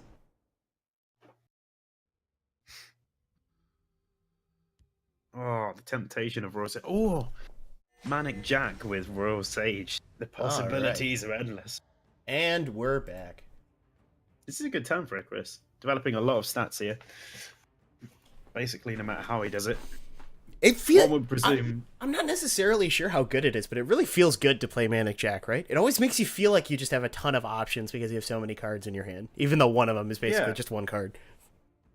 Yeah, absolutely. You know, Manic Jack is it's got that constant threat. It means your opponent doesn't want to drop a 3/3 in front of it to contest it ever because Yeah. you know you're getting a good trade. Oh, and clever by Icarus here, not immediately using any sorts of. He could have lesser warded that to get the immediate buff, but that would have put it within Fell the Mighty range. And now he's going to get a chance to get this Royal Sage down on the Manic Jack. Maybe take better control of this field lane with it because you are weak to the removal, but he's giving himself the buff before that removal is coming down next turn. Let's heat things up. And he does manage to save this Crown Quartermaster by moving it to the other lane, to Skaven being a considerable control tool. Oh, Lesser Ward Mentor's Ring. Oh, I want a Royal. I just want to jam this Royal Sage. I just want to jam it so hard you don't even know. I see you're in need of my wisdom. We have the Lesser Word. We have the Manic Mutation. The charge. Oh, what? The ward! Okay. All right, that's a pretty big win. That Everyone was is Crown Quartermaster. disgusting. Somewhere CVH just like his Royal Sage senses were tingling. Oh god! It's like, who do I have to talk to get this card nerfed? The thing that was nice is that he didn't roll a rally, so you know he's not getting the sadness of having no minions in hand either. Well, actually, that's filth. Icarus is the. Now it is really interesting to figure out what you want to do with these attacks. Do you want to trade into this? We're gonna throw the Manic Jack, gonna give him regenerate, and he's gonna be the one that makes the trade. He's the target for the Fell the Mighty here, so using the keyword there, a little bit interesting. Prophecy's gonna come out. Not the worst prophecy here. This is going to be a Grotwood Ambusher, as you guys will see in just a second, and he's going to have the ward to trade over it, regardless of where it goes. There it That is. makes it Chris a little bit sad that he can no longer Lesser Ward Mentor's Ring. Yeah, the Mentor's Ring is going to be a little bit dead here after, assuming this Fell the Mighty comes down on the Manic Jack. We have a clear on that, and then the Mammoth. So Icarus is just going to be about pushing damage, and He can push a lot. He can push a lot of damage, but that's a Doomcrag in the hand. That's I guess the clear here is expensive. Yeah. You're playing the Doomcrag or you're playing the Fell the Mighty, and you're using both Firebrands. So you're either using the Fell here, or you're establishing the Doomcrag, but leaving yourself nothing that synergizes with the Doomcrag, and just hoping you're gonna get one from the next couple of draws. I think you have to go down that route. I mean, like, if you just play the Fell the Mighty, and I mean, you could Fell the Mighty double Nord Firebrand, but then you're next. I think you just have to go Doomcrag, get those Nord Firebrands out, And then there's take the that 6 riskier line. Then there's the on-day double Firebrand, leaving the Manic Jack up. Oh, I don't have the balls to make that. I saw Turbo considering that play for at least a second there, but he's gonna end up going with this line. And this is interesting. He still has a lot of damage on the field, but he's got to be thinking, look, everything that I put on the field is going to die now. Yeah. So, Well, this is gonna be like, this is such a tough turn. You don't have the option to play around Fell the Mighty at this point, but you have to think this dagger is gonna come down on the Royal Sage to try and get this Mighty Conjuring proc. But Turbo's just gonna fell it down and leave Icarus with nothing but Mentor's Ring next turn. yep. Yeah, completely. Give him 2 cards. He has Zealots and Sharpshooter Scouts. If he finds just one of those, it makes this clear just so devastating. The thing is that he hasn't got any charge damage, right? Unless it's Royal Sage rolling charge. Yeah. So He doesn't dagger.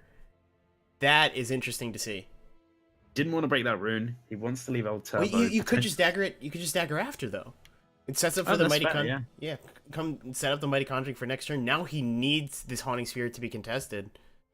Potentially Yeah. thinking he might be giving too much away by daggering, saying one of the cards in my hand is the Mighty Conjuring. Now the Mighty's going to come down regardless. Oh, that's everything.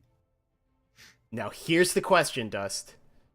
Is this a Mentor's Ring, or is this a very sad Mighty Conjuring?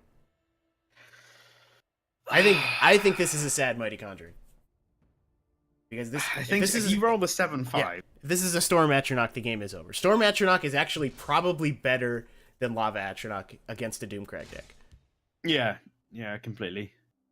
Icarus says, "Oh no," he says, "Hang on a second. The Is Frost this Atronach, Mentor's Ring? the or Frost sad Atronach is mitochondria?" basically dead.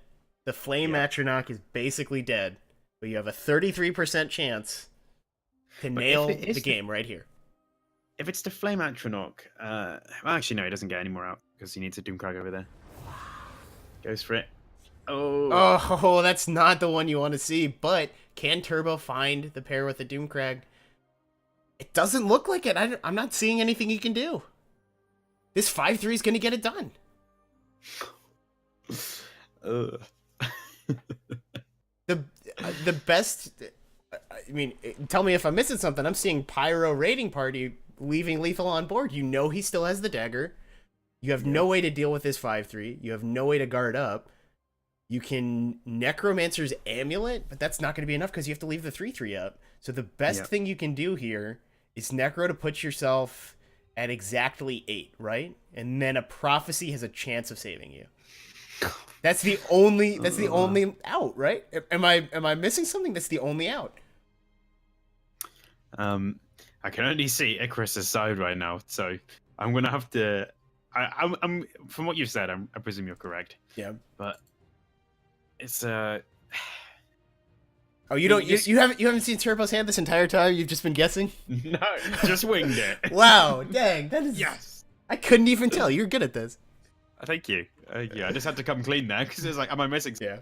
So he doesn't know Icarus has the Mentor's Ring. Let's see if he sees this line. If he's gonna put himself at exactly 8 to try and get the rune skip, that is it's gonna get punished by the Mentor's Ring. But Turbo seeing the line, giving himself the only out he could, which was Prophecy Sharpshooter Scout. Really, really solid by Turbo to spot that, but Icarus is gonna he has the burst anyway. It doesn't matter, and that's gonna even up the series. Yeah, and that leaves our Turbo with his last remaining deck, which is question mark. Can you Which is a can you question mark. can you stall for 30 seconds while we figure it out? Of course I can stall for 30 seconds with my greatest novel ever, Okay. and that is an ode to Tiny Dragon. Okay. 2 Magica, 1/1, barrel full of fun, dealing more damage to all minions in the enemy lane. Wow, a game I just won. Wow, that was beautiful. I don't even want to talk about the deck anymore. Thank you. I thought people would appreciate that. God, I didn't think those 30 seconds were going to go so good. I was panicking on the inside. Yeah, that was better than the game. It is a Slay Halali deck is the last deck for El Turbo. And Dust, if you like Spice, I don't Yeah. you know, I don't know if you like Spice, you know. I feel like do like I feel Spice. like you don't mention that you love Spice every stream. But let me just list off some of the cards that are in this deck for Mr. El Turbo. We have Okay. Fork of Horripilation, Morik Tong I'm a Nightblade, fan. Feldu and Elytra Noble. Nice. We're not done. We've got Grummite Magus, and my personal favorite, a one of Chodala's Treachery. Oh, I am ready. I am So is ready that- for this. is that a Tekken choice? Because they think that people are going to be running the Scallion of the green. That they, I they don't know. I can't- think it's just a guy I know putting you can't even Chodala- target it with Chodalas. No, Yeah. Chodalas just for the. Doesn't do anything. That's there from a Ragtog Nightblade. We're gonna see. I'm calling it now. we have been kicked. Turbo does not want us to watch the game. I'm guessing we will not be able to jump back in. Generally, when that happens. All right, Yeah, so it's we're 'cause gonna. you sassed him. It's because I sassed the treachery. Yeah, he knew deep down. All right, well, I guess we're one hand in this again. Yes, we're now on level playing fields. Yeah. Uh, Well, I you really know like what Rabbit you know Jack. what it was. I sent him a message asking him to accept your friend request. And he was like, "Really, that guy on not my friend list? I'm done." Is that the one that makes odes about Tiny Dragon? Get out of it. My scales.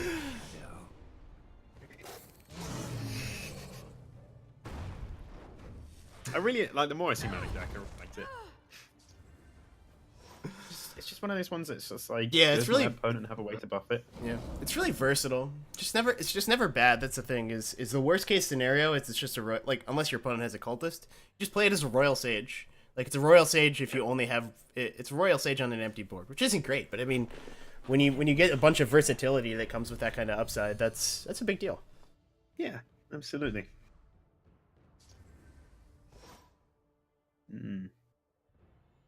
Bleak Coast Troll handling down that field lane. This is always one of the more interesting things. Do you make this trade? Do you worry about the buff on Bleak Coast, or do you really want to push this damage? I'd be very tempted just to push this damage in Double Spirit, right? It's just how do you deal with that board in any reasonable shape or form? Well, here's the thing. I'm used to getting to see everything, so I'm not happy. I don't usually have to hand track. I'm not sure if he has a double card. I feel like in this situation, Elytra Noble's a really interesting thing because it means the trade is correct. Because if they have Feldu to run into this Bleak Ghost, you're in a really bad spot. Yeah, that's a really, really interesting consideration there. But I've not been hand tracking because I'm incredibly lazy. So hopefully Icarus has. And guessing that the fact that we don't see the Feldu there means that yes, indeed, we are going to. But He he was did paying actually attention. get the punish there. I mean, Icarus now has to consider trading in the Haunting Spirit and then shackling down this Nayu or trading in with the Bleak Coast. Yeah, he's got a couple of options. He could just tome this to make the trade. He could just tome and then heartbeat. You're always afraid to leave up lethals, even in this many cards. It's terrifying. You don't want to leave this this many lethals on the board. But he's going for the damage line. I like this line. I like not trying to overtrade. This is the line that I would like as well. Yeah, just gonna say okay. You're gonna have to find your cards. There's ways for Halala to deal with this kind of board. Stuff like Gambit, stuff like Lethal, but 7 mana, you've only drawn 12 cards of your deck. If you have it, you have it. If not, I win. This is the kind of play I like for mid-range decks. Yeah. I mean, Fire's Guild Recruit and Double Gambit doesn't even get you out of the woods. Yeah. It's good. You still take a lot of damage. Gets the shackle. This makes me feel like he has a Gambit. Gotta have at least something. That's right. Oh, just the Moraton. That's not what he wants here. And this is gonna be a lethal coming in for Icarus and only one shot at a prophecy. You just Haunting Spirit crush the other Haunting Spirit. Oh, actually, right? yeah. Okay, yeah. You do have to crush. I did the math here wrong. So Mathematics, funky fresh. Sorry, what?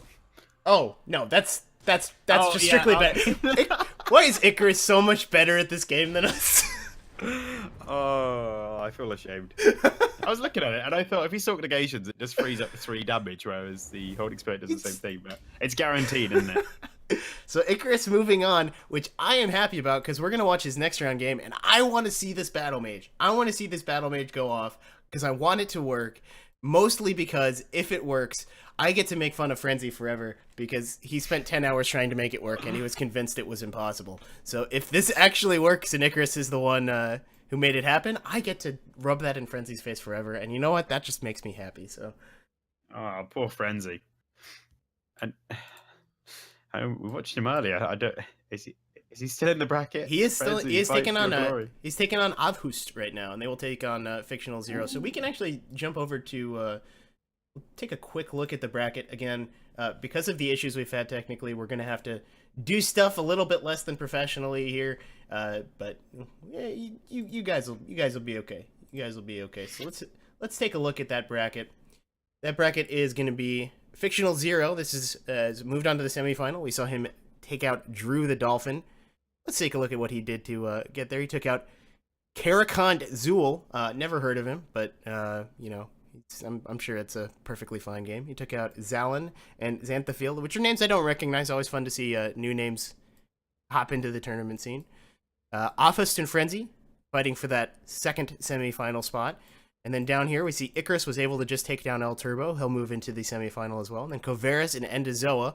So we will be watching this matchup next. It'll be Icarus against the winner of Kovaris and Endozoa. And it'll be interesting to see how that goes.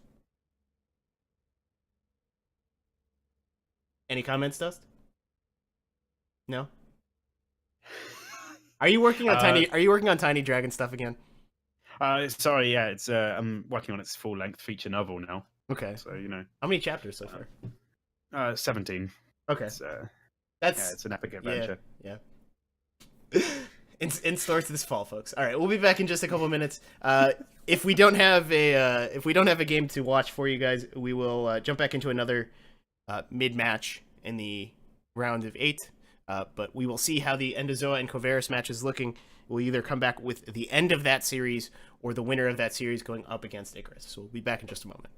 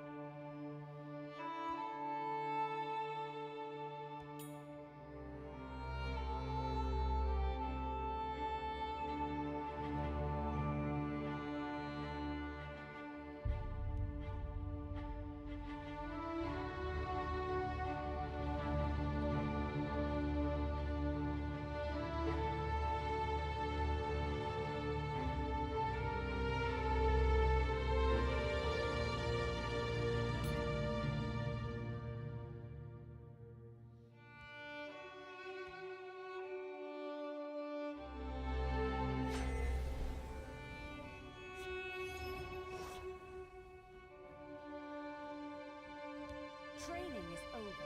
It's time to act. By the fires of oblivion.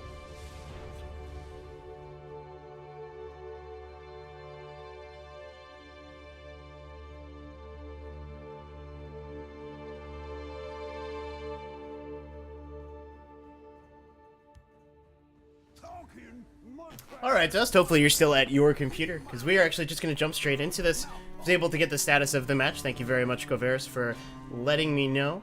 But we are going to be watching Covaris going up against Endozoa. Endozoa able to take game 1 of the series. He is on Halalu and Sorcerer. Sorry, Halalu and Battle Mage. He was able to take out Covaris' aggro warrior. Looks like Covaris is left on his Control Tribunal. We have seen Control Tribunal do very, very well in this tournament so far. So let's see if it can take out this Halalu. And it looks like I'm rolling solo. Dust is stepping away to deal with his buddy here. action. Oh, he's back. Sorry, I went to get a tactical beverage. Tactical beverage. I heard. I heard the beverage. It's refreshing and soothing. Sorry, what did I miss? Fill me in. Not a whole lot. We're watching Covaris going up against Endozoa. Endozoa took game 1. I assume you have them on your friends list, so you can go ahead and. Covaris has been in every tournament like ever and done pretty well in all of them. So I think Covaris is probably one of the people who has the most populated friends list in Tesla.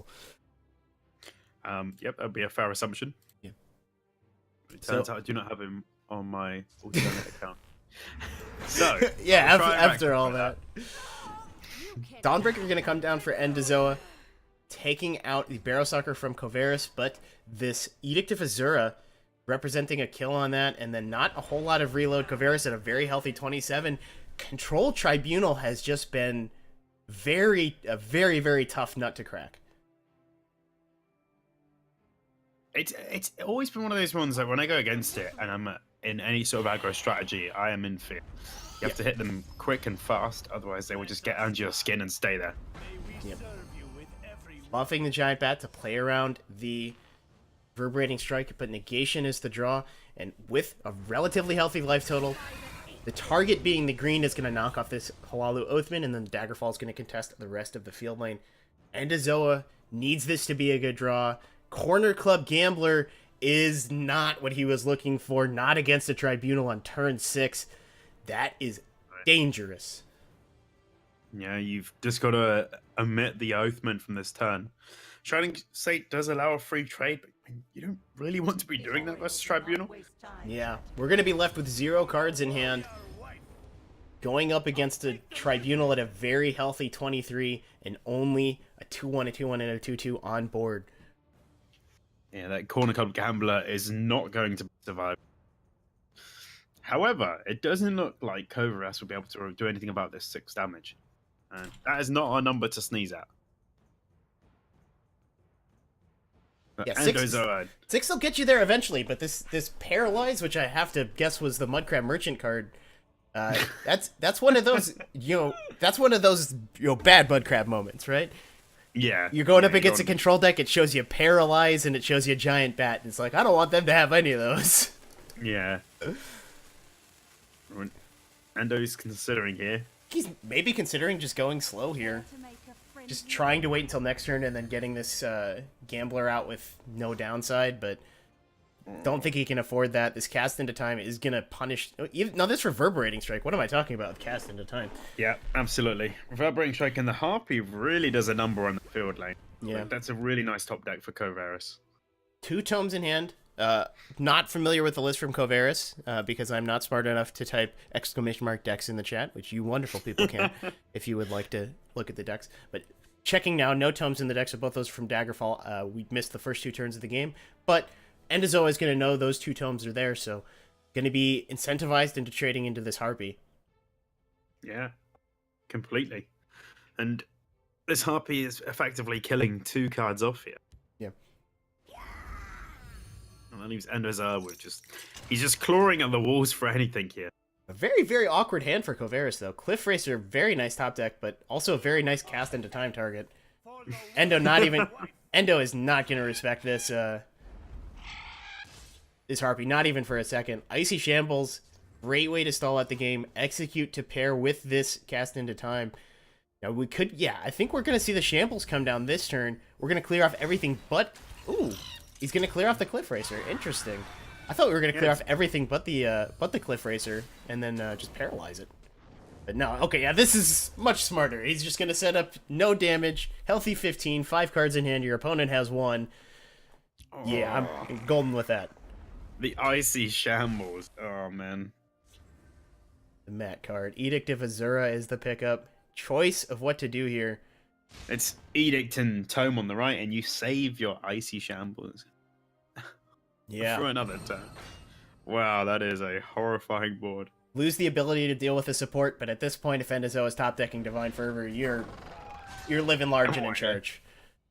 Yeah, absolutely.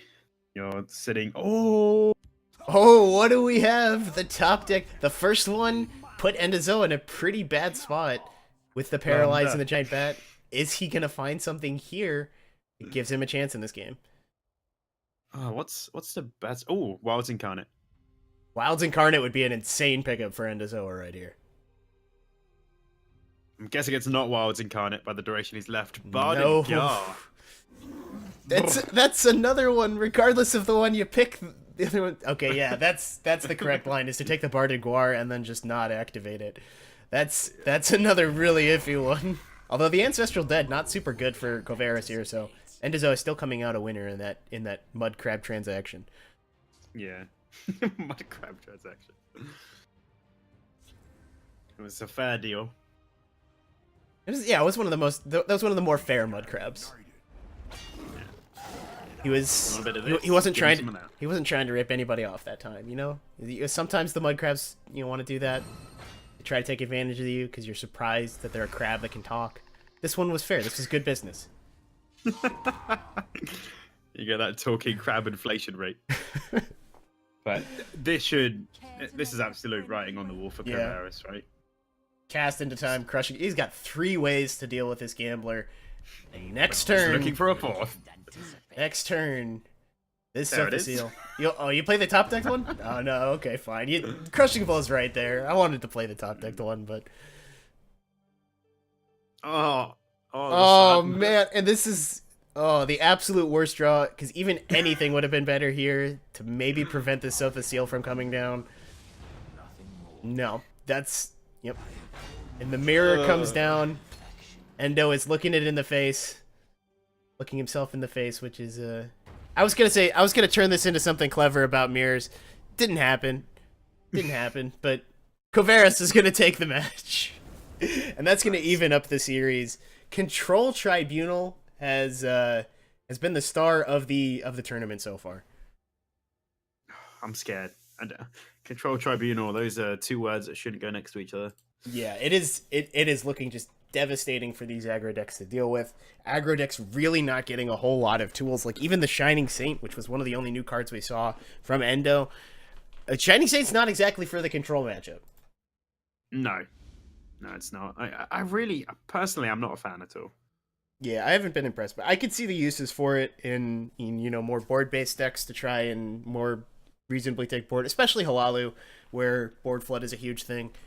So you can maybe use a 2/2 a lot better in Halalu than other decks because you have the 5th Legion, you have the Fervor, you have the Orc Clan, so you do get to take use of the extra attack, but... Oh, it seems so tricky. That 2/2 stat line, though. Yeah. Ooh. It's not great. Yeah, I realized I just had to swap round. I do have Kovaris, but he's on main account privileges. It's on main account privileges this time? Yeah, Ando's on both, but Yeah. So, that's life. Ooh, so Ando's always been a huge advocate of mid PM, and it's a difficult sell versus Control Tribunal for me. Yeah, but... I'd be picking Control Tribunal. Oh, yeah, I would pick Control Tribunal every time, but he's got the tech. That hand is the reason he's willing to bring mid BM to the tournament, because he thinks, okay, this is the bad matchup. This is the matchup that prevents people from bringing this deck. I'm just gonna put Cultist, even though I run a lot of actions. I'm gonna put Garnag, even though I run some expensive cards, because that shores up the matchup. And Garnag just straight up can solo control decks. Yeah, that's fair. Barrowstalker's going to come down. No answer currently in hand for Endo, so he's going to be worried about this tone, but he might just turn on the Jets here. He might try to race this Barrowstalker. I don't know if that's necessarily a bad line here. You have the Wardcrafter. Yep, that's what we're doing. It's time. Wardcrafter versus Cultist. Let's go. Kovaris does have the tome, so he can bump it up to 4. Yeah. But when you're dealing 8 damage, 4 heals doesn't seem that bad. No, and Kovaris giving him cards is an upside for him. Yeah, absolutely. Iron going to come down, which is quite nice here. It's going to contest this quite nicely. Draws no spells. Draws no spells, but does give him the option to Firebolt. Wild's Incarnate picked up. He's finding all the cards that he needs for this control matchup. Oh, man. The Edict is going to represent a full clear here, except for the 0/1.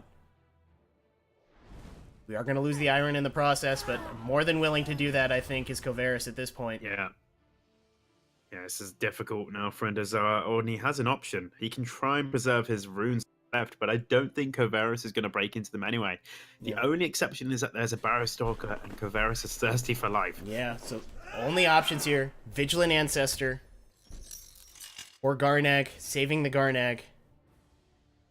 Do we see a Negation Tome, knowing there's a Moose in hand? The Tel'Vos Magister is going to be the play instead, and this Moose is going to come down to restock the hand.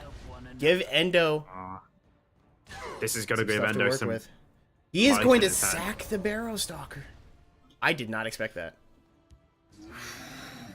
The Dress Renegade was the top deck, which would have been quite nice for him, and here comes the Moose. More in the hand for Endo. He is going to be putting threats down and then playing a Garnag to protect those threats. And Kovaris is going to be in a little bit of trouble unless he can get himself back onto the board to try and contest this. Yeah, because this Javelin is a very, very expensive piece of removal in terms of value. Because once that's gone, he hasn't got any direct removal for a few turns. That Marak is, 4 turns away. It's a lifetime. Has to be this, I think. Has to be the Galen and the Hive Defender, knowing that the 4s, the Battle Maces, are gonna. Oh, he Yeah. picks that instead of piercing javelin. Though. That does. Well, no, you surprise can't me. shuffle javelin. I was thinking tome. Was Oh, the really? shuffle. You can't. Oh, we all you can't. had it. You can't shuffle actions with Galen. Oh, Dust. sorry. Get it together, Dust. Come on. What are you Sorry, doing? I'm suffering. I'm so Shame, used to man, Galen shuffling shame. prophecies. Yeah, I do feel shame right now. I'm on the shame train. Now, crucially, this isn't coming down while paired with a Garnak, so this is leaving Kovaris. That's a disgustingly good top deck. Kovaris can clear everything except for the 7-1. Jav is gonna hit the Blood Dragon. You know, this is gonna leave him nothing to do, and then this is the development turn. Garnag, Dress Renegade. Garnag at Vigilant Ancestor with Dress Renegade threatening the burst is gonna be dangerous. So the consideration here, whether or not he wants to negation the 2-1, he is not going to. Yeah, he's fine with this because he will get a ward reapplied next, unless Enderzoa puts a lot of resources on this Telva. Yeah. So we're thinking Garnag Drez here. We must protect the night. I'm thinking Garnag Vigilant Ancestor. She get to push the damage with the Vig next turn. When Oh, you play yeah. the Drez, yeah. Yeah, of course. Surprise! 1 extra damage. Oh, the top deck of the Gatekeeper, but it's gonna He's gonna get punished Yeah. for it. He's gonna get the silence. Is the this? silence treatment? Oh man, this is. Oh, this is gonna be close. Endo doesn't have lethal, I believe.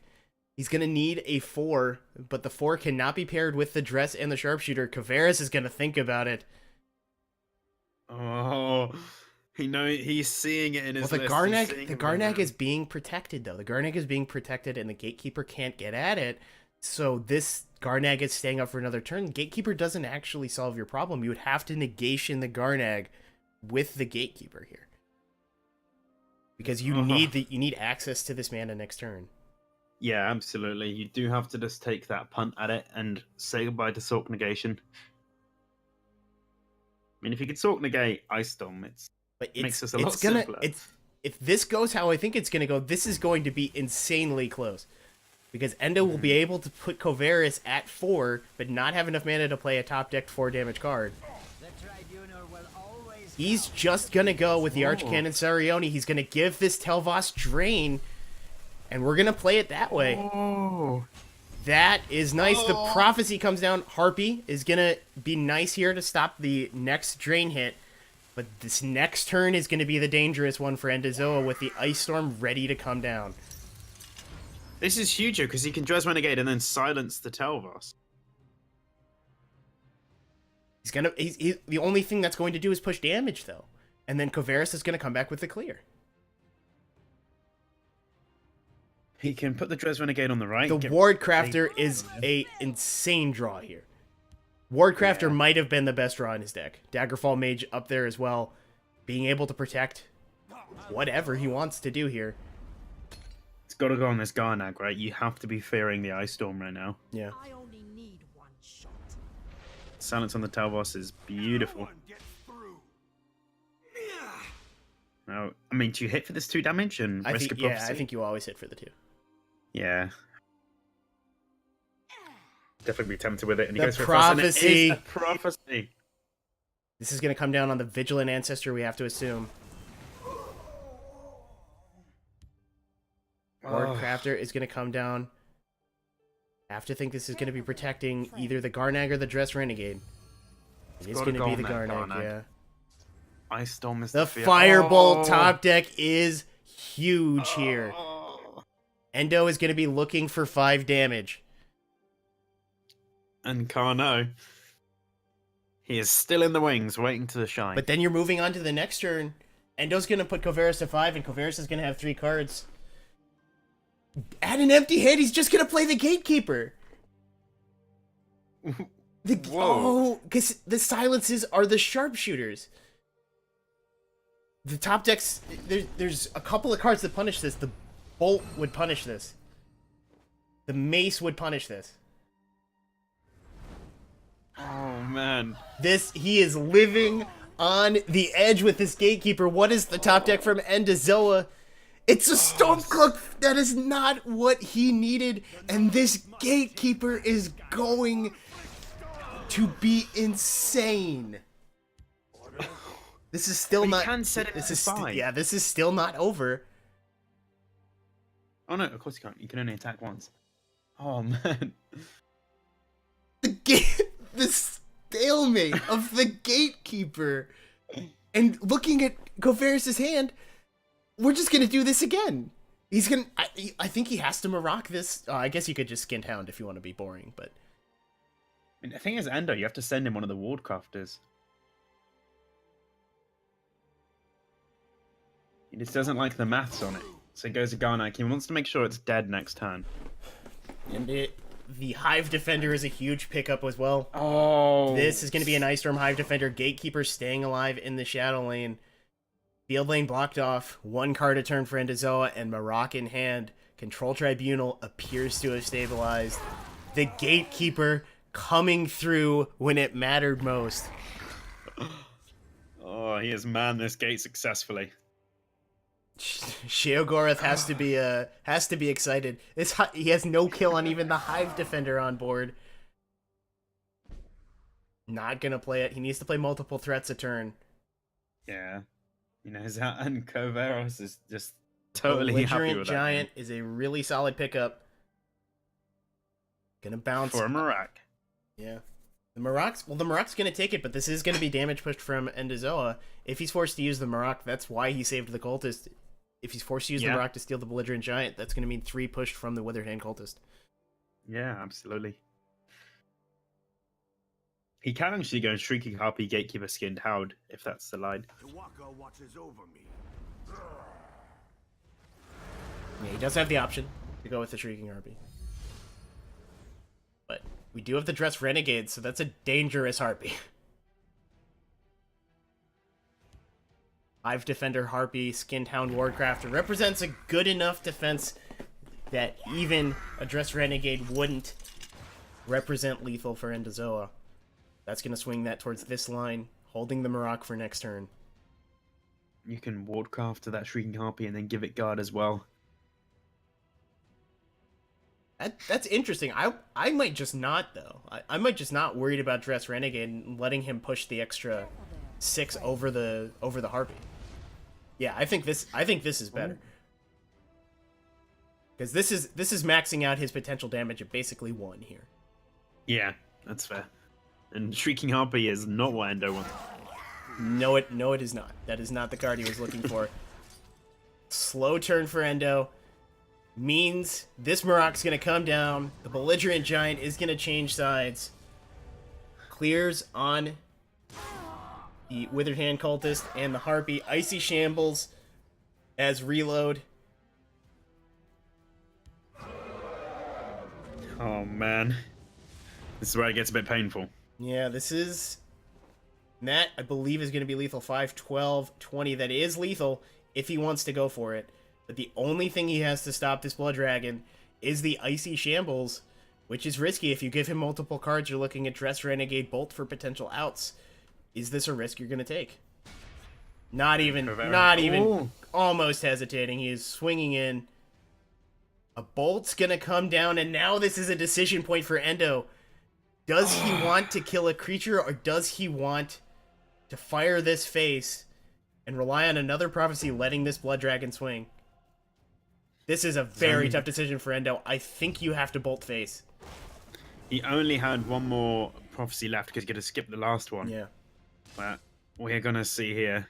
Yeah, the Skin There's Hound's no going to come healing. down to guard, and this Icy Shambles is going to lock him down. So the best Endozoa can hope for now is a Dress Renegade to let this damage push through, and then maybe a Bolt will get you the rest of the way. Green Packed Ambusher is not what he was looking for. A formidable display. Greetings. This might be Endo had outs throughout the rest of this game, even post-stabilization. Was just not able to find the little 1 or 2 cards in his deck that might have let him push damage. He had the Garnak, but he might have just had it too early. He had to play it on turn 9. He had to didn't really have the ability to... Oh, the bolt comes down! The Dress Renegade would have done it! Oh, that's a feels bad moment. If this is another bolt. Yep. Nope. Okay. Yep. We're good. Well, Kavera's taking it with Control Tribunal. Wow. Tribunal. Have we seen it lose yet? We haven't seen it. Definitely not on stream. Yeah, Control Tribunal has been the star of the tournament so far, and that's going to be Kovaris moving into the next round where he will face Icarus. Matchup of stalwarts, guys we see all the time in these tournaments. So it'll be interesting to see how that goes. We're going to take about a 5-minute break, guys. We're actually going to take a break this time. We're going to give Kovaris a second, considering he just finished up. And then we're going to bring very interesting decks for you guys. The Control Tribunal we just saw, but oh, I'm so excited for this Battle Mage. If Kovaris bans this Battle Mage, I'm going to be the saltiest sailor in the history of the world. But we'll be back in just a second, guys.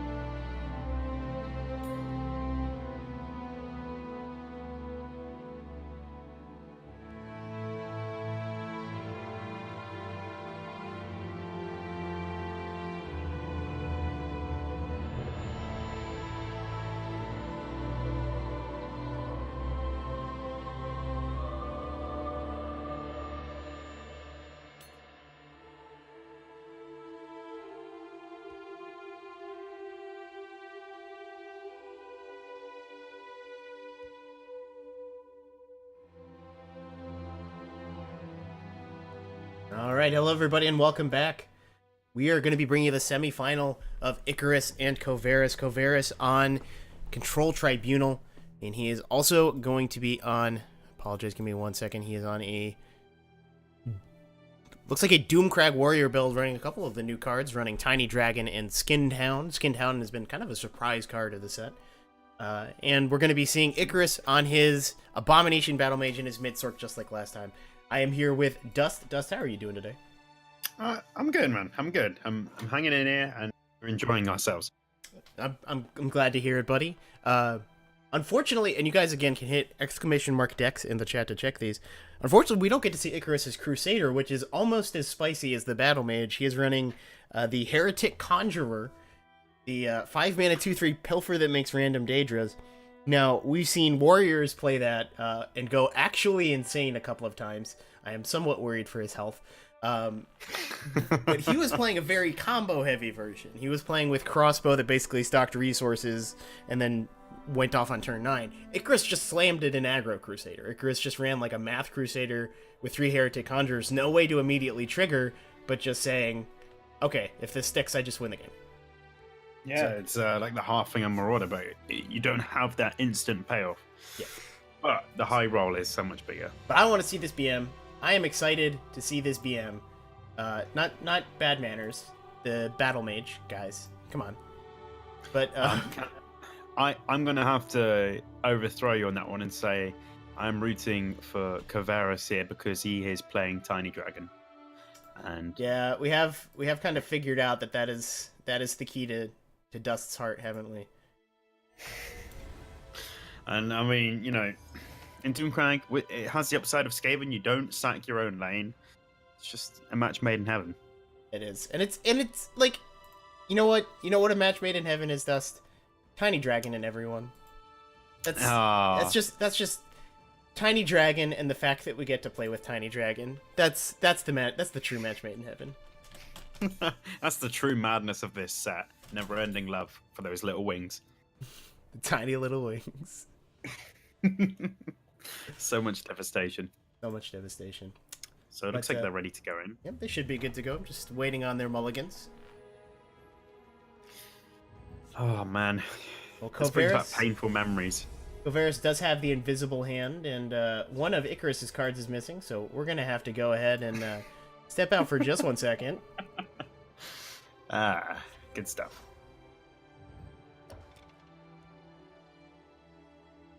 It's madness, man. It's part of the expansion. Is they put in some invisible Yes. cards. That's how you stay mad. But it does look like we're back.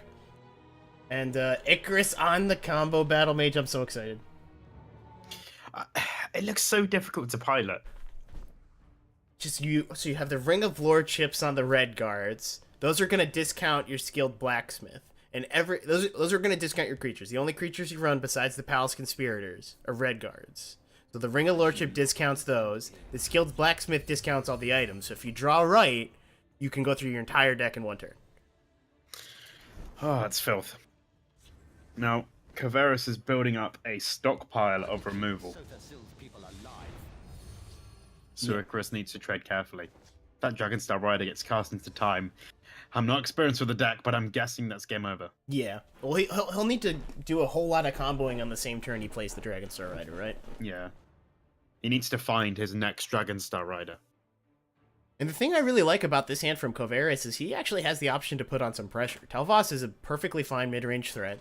Shadowfen, not great, but if it can find a target, just getting the body out there is going to be annoying for Icarus's kind of deck to deal with. He already has field lane control with the 3/3. Unless Icarus decides to use a Scimitar here. And he is just gonna go ahead and fire that off just to keep field lane control. Hedge around maybe that exact thing from Covaris, just an offensive hand. Yeah. I like that play.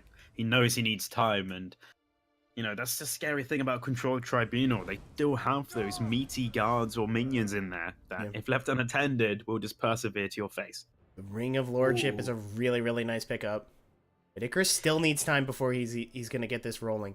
Now, he could play the Ring of Lordship on this Rihad Battle Mage and set up for the Dragonstar next turn. But I think you're holding all these items. I don't think he's putting on any pressure. I think you just want to wait. And it does look like that's what's going to happen. Like, he's got time against Coveras. Yeah. He needs to use that wisely. Maple Shield picked up.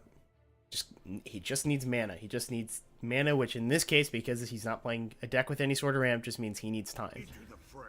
Do you put like a dagger on this to try and bait out some premium removal? I don't think so. Oh, the 7/7 from Coveras is going to switch this game up pretty significantly because this is pressure personified coming down right now. And How long does Icarus have to wait? Yeah, Icarus might just not have time here. Now, there isn't a cast into time in Coveras' hand, and this is what Icarus has to gamble. He knows if it gets cast, he's done. He knows if it gets Piercing Twilights, he's done. But right now, he can get a lot of cards, which he needs. With the ring, he could theoretically go off this turn, but he would need to get very lucky. He would need to go with Dragonstar Rider, Ring of Lordship. That Ring of Lordship draws the Skilled Blacksmith. Yeah.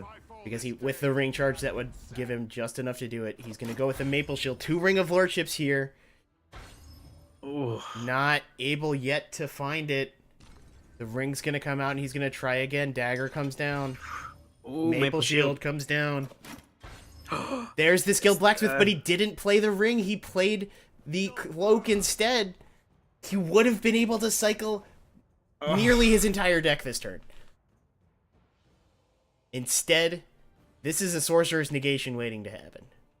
Potentially an Edict, but Negation's going to accomplish the same thing. He is just going to go with the Edict. Makes sense. And you could just, I mean, you're not even worried about that last one. If he goes face with that 3/3, it's giving you cards. But he knows Icarus is not very good at trading. Found the second skill Blacksmith. If he can find another Dragonstar Rider, he could be able to get through, again, pretty much his entire deck. But then you still need time to set up the Tirana Ice by GoTK. You're going to need one more turn after cycling through your entire deck. That's a 4/4 and a 7/7, and the pressure for Coveras after drawing that Galen Shadowfen was able to just be turned up to 11. Has the Crushing Blow in hand. And unfortunately, Icarus has just got a hand of nothing here. Like, he's going to Rahad, and he's going to be putting an item on it, but it will get broken through. It could just get negated even and push lethal. We're one off lethal on board here for Coveras.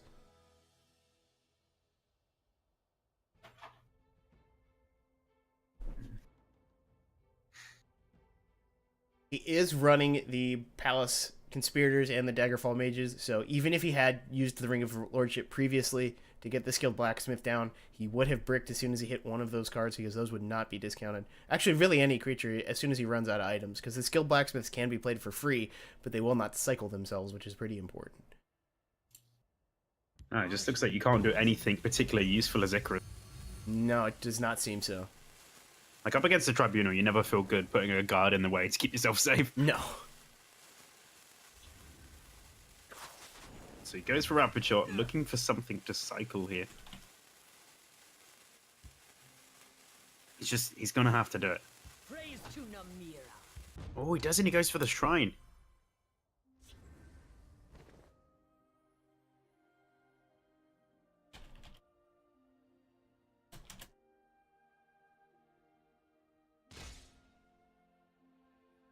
Puts this damage to the face. I mean, you can just tell us here, right? Yeah, I think you're comfortable with it. Yeah, he can't cycle his entire deck and play the Ice Spike combo this turn. This is just kind of a checkmate scenario. And the Dragonstar Rider is the overdraw, and unfortunately, the Battle Mage is not gonna get it done. No. And Control Tribunal remains under. Yeah, Control Tribunal has been pretty devastating in this tournament. A lot of people bringing aggro. So Coveras and Thuldir both did this, I think, very smartly, reading that if people weren't comfortable with their decks, they were just going to bring aggro. They were just going to bring mid-range Sorcerer, which was the obvious winner of the expansion. They were just going to bring Halalu because it was strong before, Warrior because it was strong before. So just bring a low-to-the-ground control deck, and it's taken him far. Yeah. That's oh man, is it going to get defeated or is it going to go the? Well, it's Icarus back on the mid-sork though. So what the issue with these low to the ground decks is if you want to run a lot of the creatures to contest, Sorcerer's not a board you really like to contest. You want to use actions most of the time, like negations are more effective, the executes are more effective, but if you need to start trading through the wards, you could be in trouble. Yeah, absolutely. Well, we see Luzra actually getting a play here. Dude, I love Luzra. Luzra is an awesome card. Yeah, it's a really good design on it. It's just interesting, you know, and that's what people like. Well, it's really, really good Necromancer support. I'm not sure if people wanted more Necromancer support. I'm fine with it. No Necromancers in this list, but... No, I mean, that's reasonable for a sorcerer list. I mean, you don't want that messing up your early game. Yeah. Will be mine. Okay, a very nice execute target there. Kovaras does not hesitate. He's like, bye, see you later. I don't want to be dealing with that anytime. Got the Hive Defender, but these bolts are going to struggle to find a target in this early game. The Skinned Hound is a pretty fantastic draw, but I think we're probably just going to see the Hive Defender come down. Nope, he's going to save the rain charge. Ooh, thinking about it. Ooh. This is it. I thought this was an easy Hive Defender, but I can see the upside of holding onto the rain charge, especially considering awkward hands. Not necessarily to ring out a Marok early, but more to be able to pair these lightning bolts with other removal on the same turn. So the more I think about it, I think Kovaras probably had that correct with holding on to this Hive. Yeah, that's actually really interesting because it seems so instinctual just to ring out the Hive Defender. But knowing that Bolt doesn't really do much turn 4 against a sorcerer, so if he gets a chance to use the Skin Hound, I do like the chance that he's taking it. Yeah. He can 1-for-1 this. The Corrupted Shade with a double Wardcrafter in hand might be kind of giving it away a little bit. If you're contesting a guard with a Corrupted Shade, they're gonna know what you got. But as Kovaras, can you afford to not do it? Like, that's a really interesting scenario by Icarus here. He knows that Corrupted Shade's days are numbered. Yeah. So he gets it out now where forcing Kovaras to have the removal and he just doesn't. This Skinned Hound has been just... Like, either way, you use a dagger here, but either the Skinned Hound or the Hive Defender is living. Just the 2-3 guard aspect of it is being really annoying for Icarus to try to push through in this early going. Yeah, again, Skinned Hound just offers that a little bit of versatility, and guard is a huge keyword to have. Now, this is a super interesting scenario here because you think he really wants to Bleak Coast.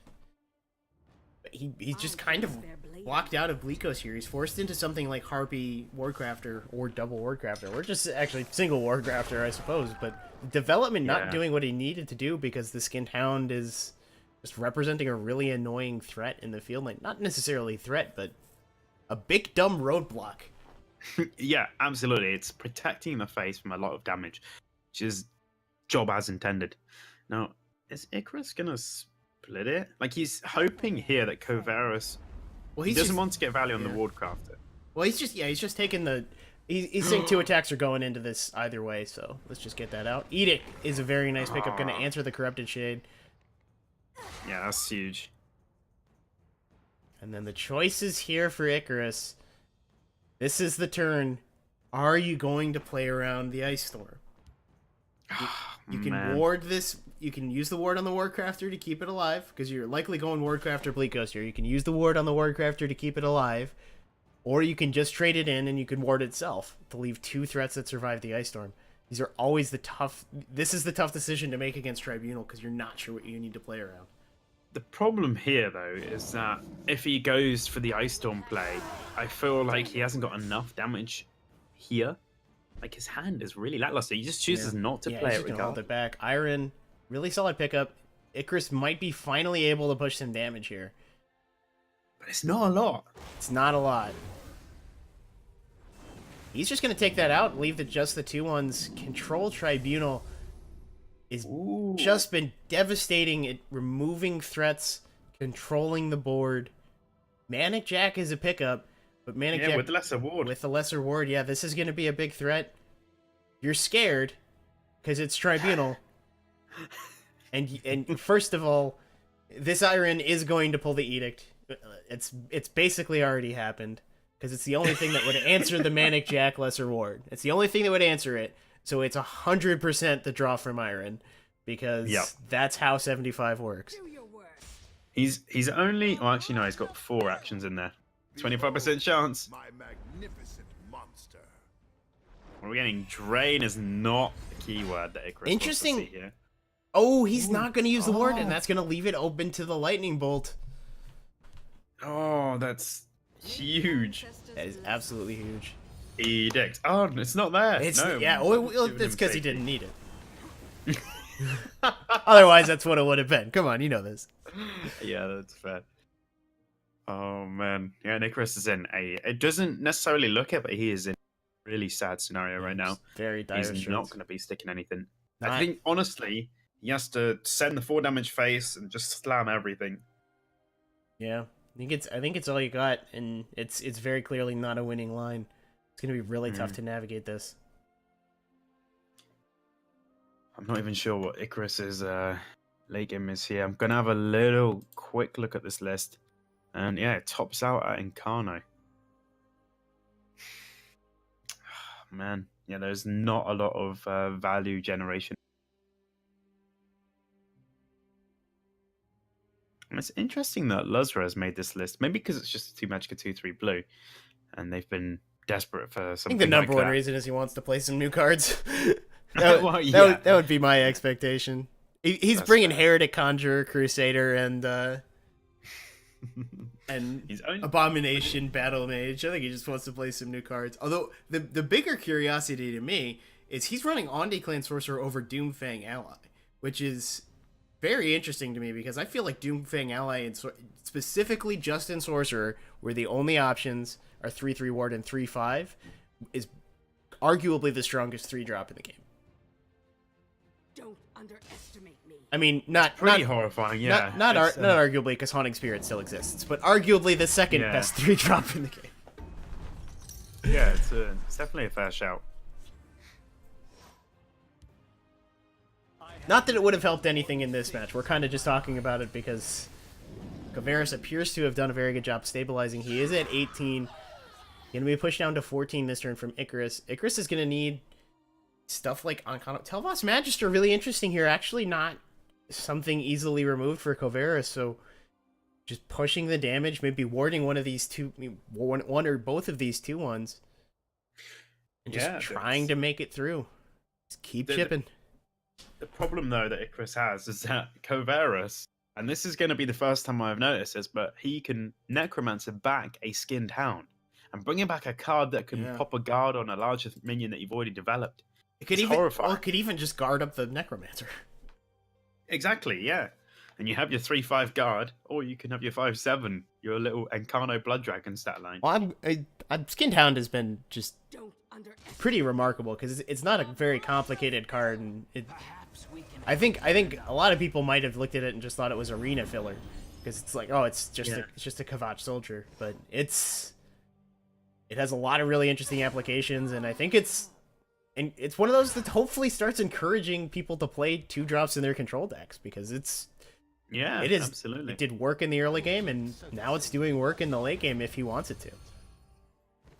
Because Tribunal plays so many cards that have that little greed element to them, like Galen, for example. And if they get the +2 health and guard, they become a real threat. Yeah. And worst comes to worst, as you say, it's a Kavach soldier. Sorry it had to come. So 2 options here, I believe, were just the Necromancer and the Oncano, just because you wanted to stay outside of bolt range, I think, with that guard. Yeah. Gnarl Rootbender is another interesting draw. Icarus is not out of this game, although I am very interested to see it. Well, yeah, kind of now. Yeah, kind of now. Okay. Oh, he doesn't play it. I don't need to steal a Rootbender. It's fine too. Yeah, you don't. I mean, you totally don't need to. You got 2 guards coming down next turn. He's got another one. Oh. I don't think I've actually seen now Rootbender draw a card yet. Yeah. Well, only he is running the lesser wards in the Manic Jacks. We saw earlier somebody was running it basically just for the fact that removal would draw, if it got removed by an action, it would draw you a card. In this case, Icarus is running some synergy with it. He's running 6 actions that would be able to be used on the Gnarl Rootbender. Absolute filth. Yeah, the Nogleave is just going to kind of close out this game. Icarus was able to stay in this a little bit longer than I think. Knowing how his hand looks in the mid game, I expected this to just not even be a game. But Icarus able to stick into the game, into the late game, just by pushing 2 damage, 4 damage, each turn with the chip. But finally, it appears the Tribunal has gotten the lockout. Yeah, it's put in a really horrifyingly good performance this tournament. And if you're thinking of taking a control lineup, it's definitely one that should be at the forefront of your mind. Unless, of course, you can find some spicy creation. I mean, this is the first tournament beyond the expansion. Your blood will spill. We'll see ideas expanded upon here. Yeah, I think we saw this at the beginning of Morrowind as well, where you saw low to the ground control tribunal was something that was a huge part of the initial Tessel Champion series was running at that time, right when Morrowind started. That that I remember not being able to play in that because I went out to PAX, but yeah. So there was a lot of those Careful there, friend. Tribunal decks that were doing very well, and then the Nixoxes popped up, and then the Telvanni conscriptions popped up, and then further down the line, the only version of Tribunal that saw major play was the Uprising version, that was basically an Uprising combo deck. So, not necessarily indicative that Tribunal Control is the best deck in the game.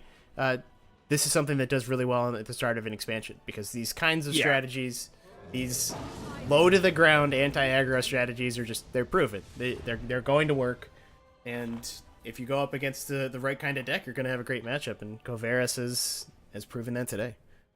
Yeah, absolutely. And I did actually see Noel Rootbender just draw a card because Kovaris Reverberating Striked his own one. Oh yeah, it's an interesting one. It's when I was trying the combo decks, I would run curses just because cursing my own Gnarl Rootbender was -1/-1 and draw a card for 0. I'll take that.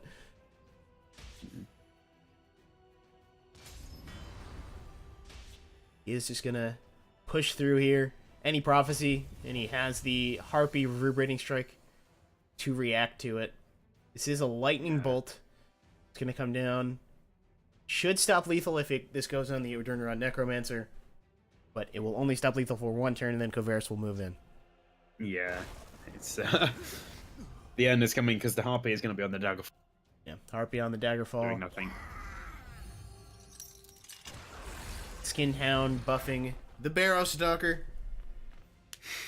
Emmerich able to push 4 damage face. Not going to be quite enough. Conjuring. Mighty Conjuring. A bit of a whiff. Not enough mana to utilize. And Can see to your prowess. Icarus is going to bow out. And Kovaris, another 2 wins on the Control Tribunal. I believe we've seen Control Tribunal in a couple different forms go 6-0 today. And Yeah, that's insane. And I mean, this is a semi-final. Icarus and some very long-standing names in the tournament scene, and you're seeing some top-tier ideas. That Battle Mage, I was so sad I didn't get to see it come off, but I'm keen to see if Icarus does any changes to it or if he perseveres with it. Yeah, I want to see more of that.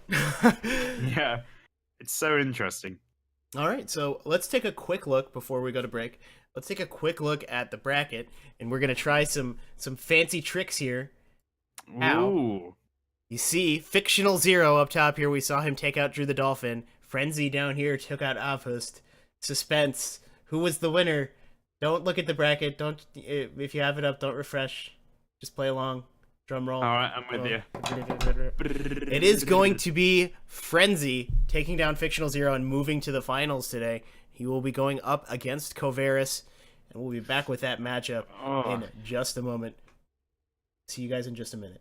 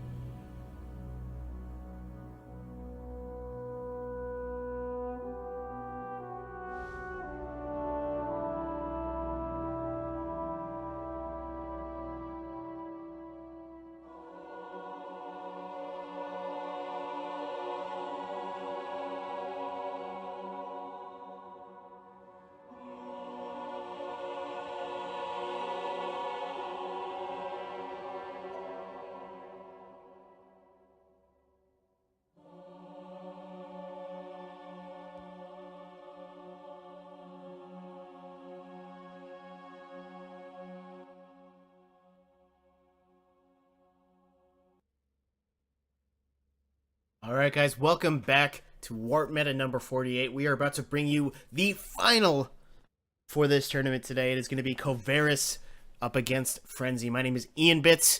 I'm going to be bringing you the action today, and I'm joined by my friend Dust. Dust, how are you doing? I'm good. I'm really good. How are you doing, man? I'm doing fine, and you're going to be happy because we get a Tiny Dragon final.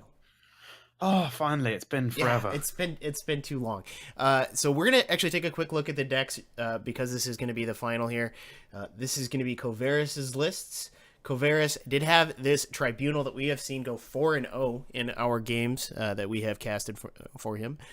And at the bottom, we have these two decks, which are going to be, we haven't seen from him. Those are going to be the two he has to play, because the Tribunal was banned by Frenzy. Frenzy running two aggro decks in his lineup, so he wanted to take out the Tribunal, thinks he have better luck against the Telvanni. But we have the Doomcrag. The Doomcrag running new cards in the form of Tiny Dragon and Skinned Hound. It looks like 3 Skinned Hound in every deck for Covaris.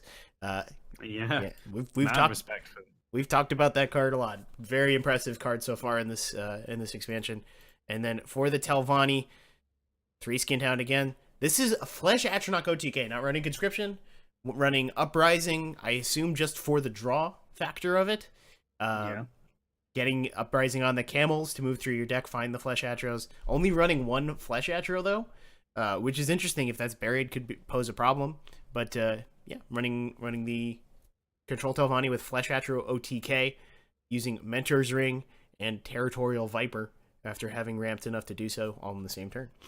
Now, that probably isn't going to be super relevant, because Frenzy is not planning to let those games last long enough.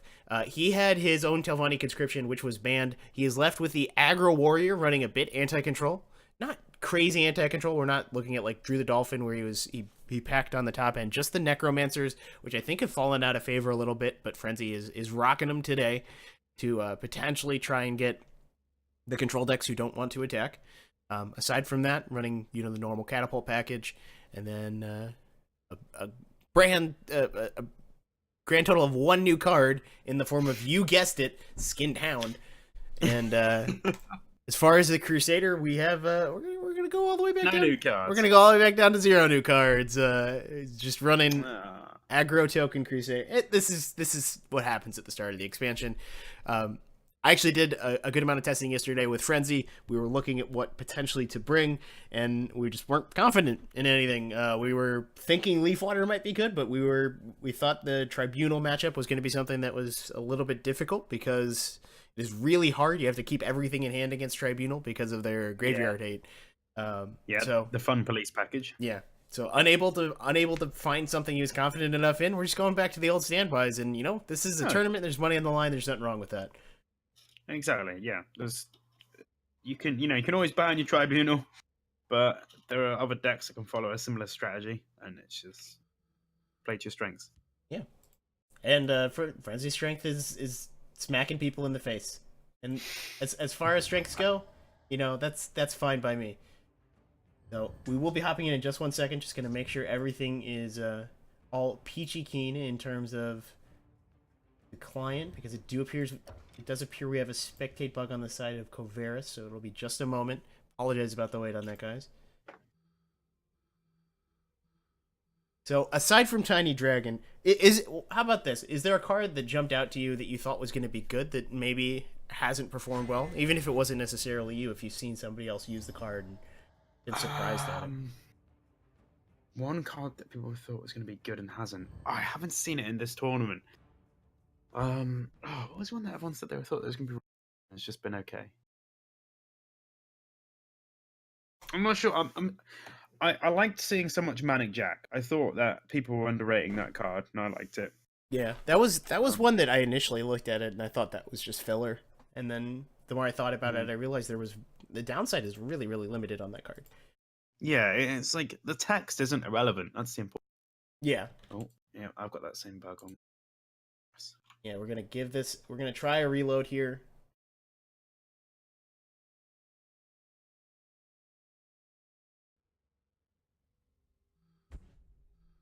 I apologize about the delay, guys. Once again, we are having some spectating issues within the client.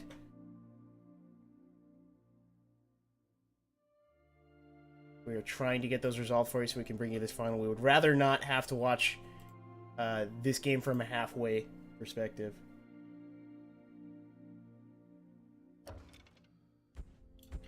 Meet you halfway. Alright. It looks like, yeah, it's not like in Coveris, and it had to be on the matchup, right? It's unfortunate. Sometimes life just, you know. Sometimes, yeah. Sometimes life doesn't give you a tiny dragon. You know? Sometimes life is just the opposite of tiny dragon. Oh god.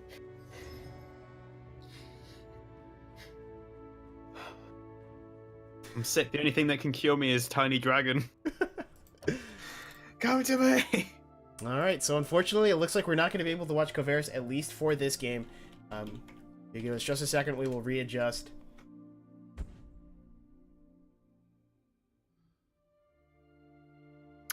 Well, now we live in that moment of, like, does he have it, does he not? Yeah. Hate those moments. Those are my least favorite moments, because when it's on my side, they always have it. We'll be playing from the side of Frenzy. Yeah. And we'll witness his pain just as he does.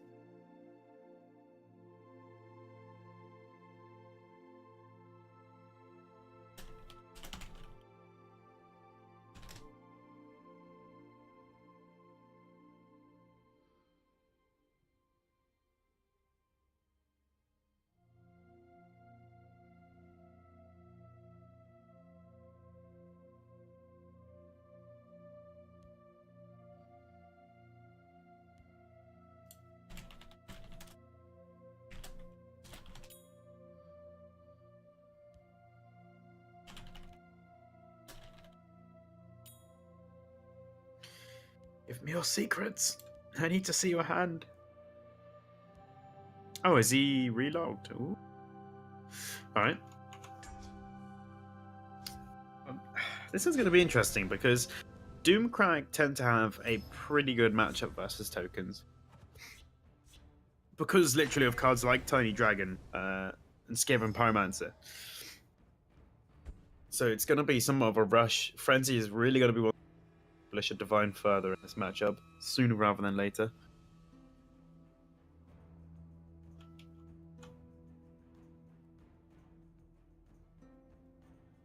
Okay, so it looks like we are going about as low as we possibly can. We are going just all right, cool. Well, I can watch Frenzy. Do you have your friends list, Dust? Yes. Would you mind letting Frenzy and Coveris know that they can go? Because I can watch Frenzy, but the friends list is not working, so I cannot let him know that he is able to go. Okay, here you go.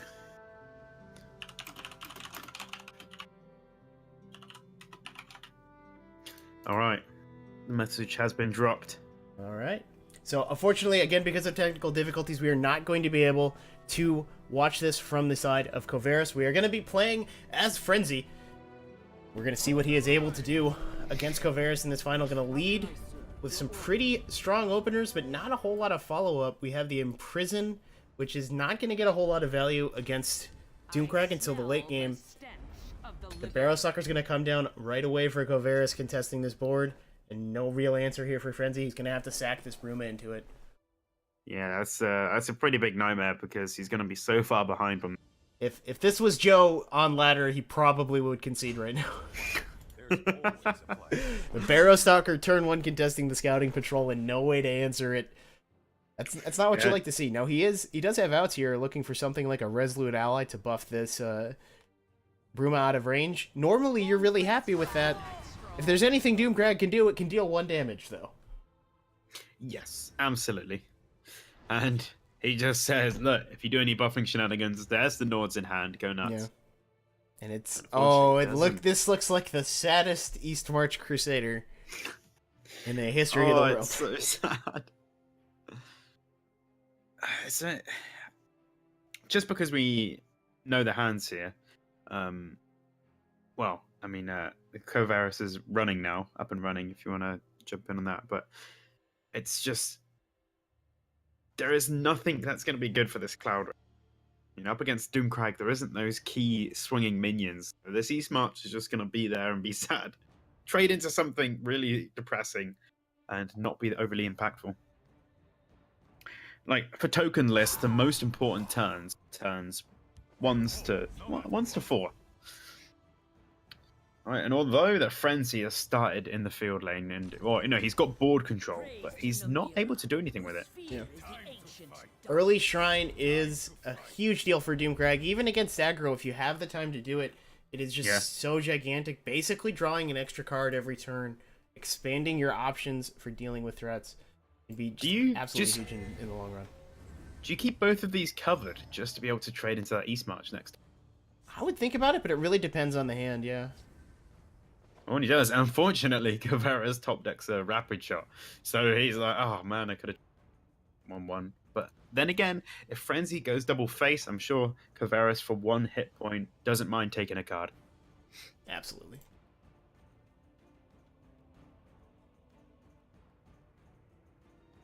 Turn 3 activated Shrine. That's pretty impressive. All right, there we go. We do have both hands lined up. The spectate bug appears to have resolved itself. Hey.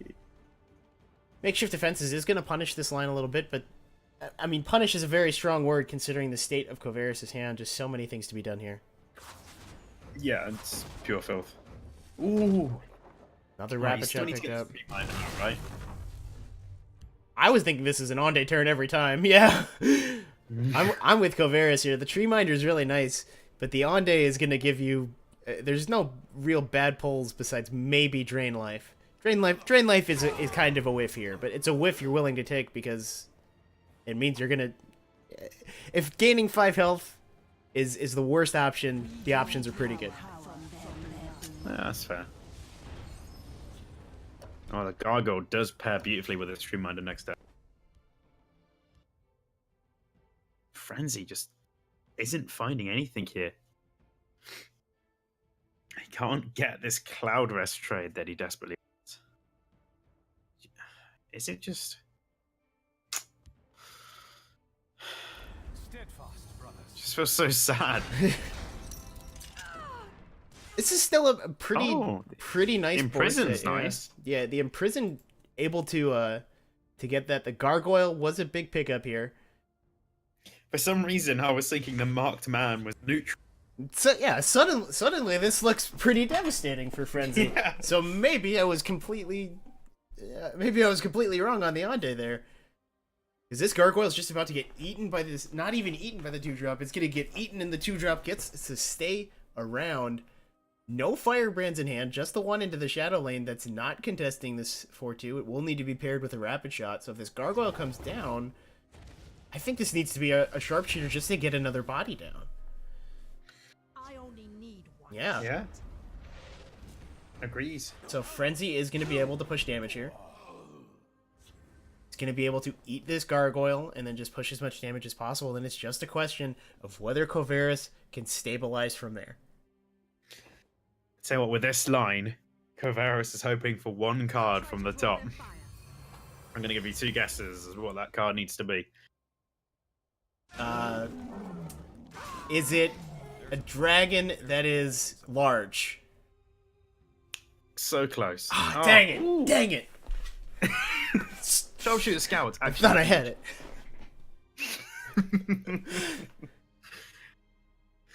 Large tiny dragon. Large tank. Rapid shot on the Rifthane. Looking for the tiny dragon, not able to find it. That's the end of the card draw. He has to make this hand work. It's going to be the Douchnik Yell Archer, and I think the Sharpshooter Scout. It is going to stem the bleeding. It really, really important top deck for Frenzy here. If he's able to pick up something like a Crusader's Assault, his position gets shifted so much more in the positive direction. Yeah. Leaving just a 2-2 and a 3-2 while only pushing 2-2 and a 4-3 while only pushing My arrows shall fly 6 damage true. this turn means Frenzy needs something here, I think, to close this out.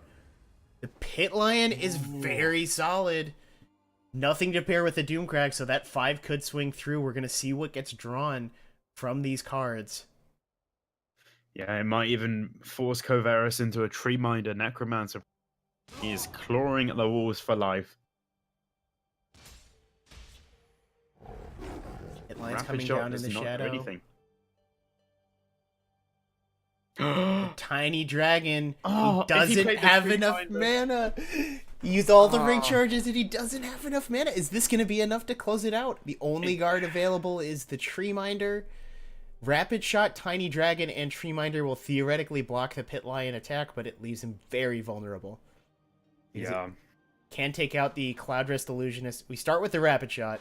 I would think on this 4-3, and we're going to go from there. Okay, right. This is a really weird play, but rapid shot, Oh, The Zealot. Oh, if the Zealot was the draw, he would have been able to use it Yeah. with his Doomcrack to take out the Pit Lion, but it's not going to work here. This I'm has to be- thinking Go for it. Necromancer's Amulet, Tiny Dragon, Necromancer's Amulet, Tiny Dragon.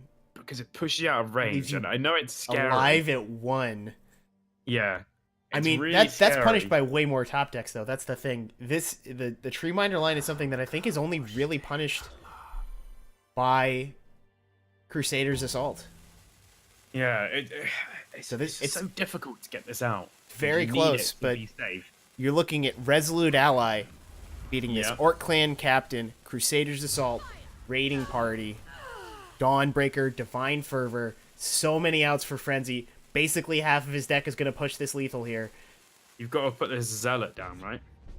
I think you have to save it next turn for the Doomcrag. The draw is a Helgen Squad Leader. That's not going to do it. Tiny Dragon, go! Tiny Dragon is going to stay on this board and trade into the Pit Lion. The Zealot's going to come down, and the That is Firebrand. huge. Is this enough life? The Doomcrag Ashlander is the way to kill this Shadow Lane, but Put him up to does that 3. leave him a kill on the marked man? I don't think it does. That's Do Tiny you Dragon. run?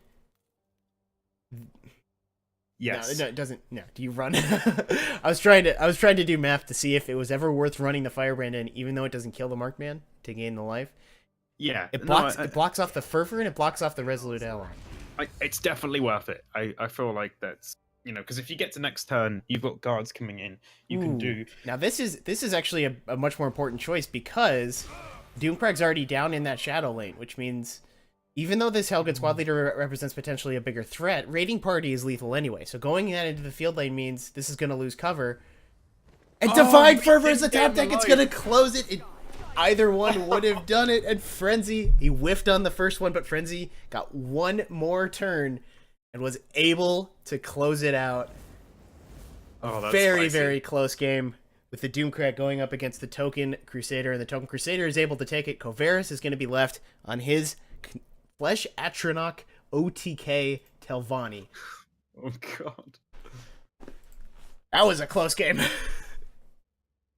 Yeah, that was actually a really enjoyable one to watch. Yeah, one that with was- both players. I think Kovaris played that really, really well. Like, Yeah. Frenzy obviously did very well too. He was sort of limited to one decision point a turn, I think, for a lot of the game. Kovaris was navigating that edge very closely, and he kept having to take calculated risks, and I think he took the right ones. It just didn't end up paying off. Because I think you were correct. I think my line with the Tree Minder, while it was only punished by Assault, getting the Necromancer's Amulet down means you're not in that position anymore. You have the time to just... Because you're getting the heal, you're slowly working your way back to a comfortable health total rather than needing to answer every single threat. And so I think Kovaris took the risk for that reason. It just didn't end up paying off. Yeah, he left open a few threats at the end. I mean, it was a difficult fine line to balance. It was those make the good games, Yeah. Because we know that as soon as I mean, Kovaris that's takes every game with Doomcrag too is the thing. Like Doomcrag, Oh, yeah. Doomcrag is the kind of deck where you're always in that position. they're ready to go in, and Yeah, you just want to. it's- you're gonna enjoy seeing Kovaris' hand. I'll give you that much. Your orders. Is it? They can't even be tiny dragons there. I don't know what you're talking about. Why would I enjoy it? It's just so Oh, bad. that's an Is that bad? It's To be fair, Treeminder Ice Storm makes yeah. this seem Treeminder phenomenal. and Ice Storm looks pretty clean here. The only thing it's not going to Mentor's kill is ring. the but It's this so dead. ooh. If he gets a Black Hand Messenger, he doesn't really care. This is the line that Telvanni lives though. This is where Telvanni kind of does really well is They're going to take a bunch of damage, and then they're going to recover, and they're going to have all the cards you just gave them. Yeah. Yeah, that's fair. Ice Storm is a very, very key card to have. Pit Line is an amazing pickup for Frenzy here. Oh, Wow. that is a nuts pickup. Especially, you would love to keep this Cloud Resolutionist around a deck that's playing like Sanctuary, Pets, Fighters Guild Recruits. Oh, he's just gonna fire it out. All right, let's go. Mana efficiency, knowing the Fervor is probably coming down next turn to play Yeah. around this Ice Storm. Prophecy Ooh. coming down for Coveris. It's going to be a Fighters Guild Recruit, and that's a big deal. A Mentor's Ring. Oh, you can't pass that up, right? Yeah, that's a Hist Mage every time, and this is where Telvanni lives, because now Frenzy is left with 2 decisions, and they're both terrible. He gets to either trade this Cloudrest into the Prophecy, or he gets to just die to Ice Storm.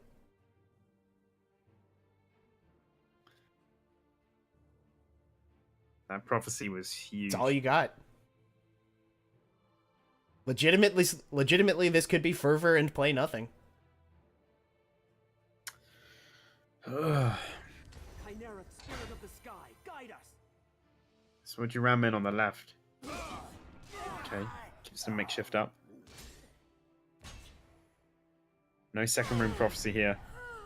Yeah, and that's the line. That's the line Frenzy's gonna go with. Ooh. The other 2 lines were just awful. So getting the Fervor up, Oh, Necromancer. Necromancer Horse for Mage. more ramp. Let's go. Just Telvanni things. Oh, whoa. He says no to that. Getting the Viper in the if you have just a little bit of time here too, which you do because Frenzy's not putting on a lot of pressure, just getting the Viper in the Necro pool I think is a pretty big deal. It's nice, but against tokens, Yeah. that ramp's always super great. Because I mean, if you save the Viper in hand, you always have access to Viper Mentor's Ring to give stuff charge. Yeah. But I guess if you're doing that, you're not. Yeah, really that's tanking yeah, all we're of the stuff. we're a long way off from that. Yeah. Just gonna go with the Necromancer. And he is gonna ramp, Just- he's gonna go with that line. It's a lot of stats to trade against tokens. Yeah. Oh, And he's Frenzy. encouraged against playing this Pit Lion here, the Resolute Ally. The Resolute Ally isn't even going to push any face damage here. And that is just rough to see. That Fighters Guild Recruit Prophecy preventing Frenzy from effectively playing around Ice Storm is probably going to cost him the game. Yeah. There is a pit line here, and I think Coveris is invested in a. Ooh. The Shadowfen. Shadowfen is I pretty crazy. ooh. I'm interested about slamming this because you're about to take yeah. Yeah. Let's slow down for a second because you're about to take 10 to the dome if you're playing that Shadowfen. Yeah, I think you have to go with Storm here because you just haven't got a way to deal with that Rift Pain. That's a lot of damage. Yeah. Storm into Daggerfall. Doesn't actually represent a clear on the pit line next turn. Because the pit line would stick at his 3 health, it would need to be a Territorial Viper coming in. Oh, he's going for Thieves first. Ulfric's Uprising could represent some value bringing back ramp, but probably just a little bit too slow here. He is going to go for this Shadowfen. He's gonna looking take the for an risk. uprising. Oh, man. Frenzy, ability to push just a ton of damage here. East March is a fantastic that draw is as well. Huge. So he's going to push this damage, and even though Coveris has the clear coming back, Frenzy has the ability to find Burst, because Coveris is going down here. He is going down to 6 life. No heal currently in hand. None in the grave to bring Red back from Brahmin. Necromancer. Brahmin's good, but I don't think Frenzy cares. I think Frenzy knows this board is dead. He needs to find ways to push the damage from hand now. Yeah, as long as Coveris does not get any heals. Yeah, he has He gotten Coveris within range. Yeah, he's just going to have to hold on. And Coveris knows he's going to have to hold on to get some heals. And every turn could be his last. It's so rough. This is. I mean, I don't believe Frenzy is running any silence, so there's no immediate punish to Brahmin here. Yep. Getting him on the field means this lane is locked up for multiple turns because of the uprising in hand. So there's not a ton of risk with playing the Brahmin here. Whatever happens from hand is going to happen from hand, regardless of whether or not you use the Brahmin.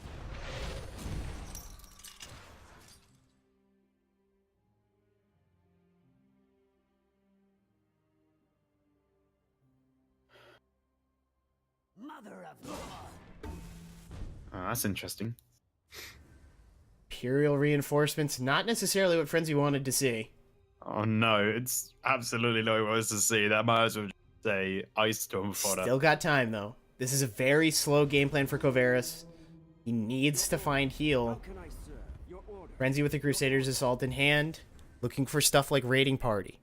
Looking for stuff like... Actually, pretty much just Raiding Party. Okay.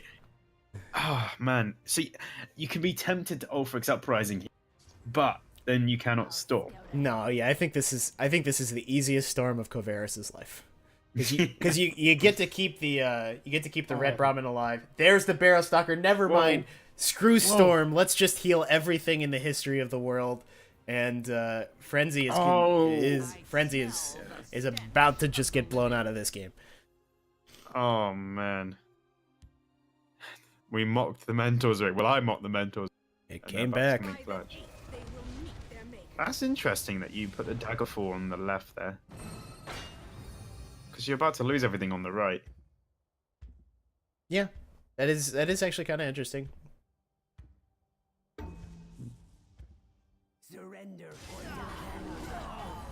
Huh.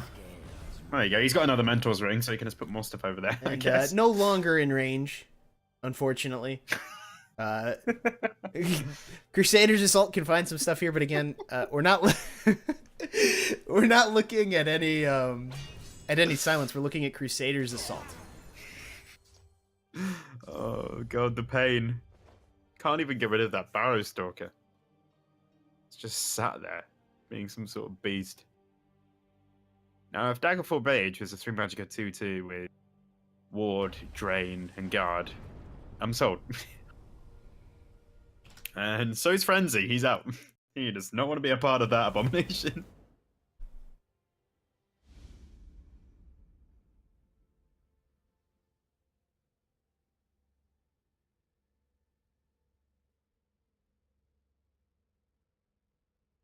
Yeah, so that is going to be get to 1-1. The stream just crashed, so they can't hear what we're saying right now. Alright, okay. Are you firing it up?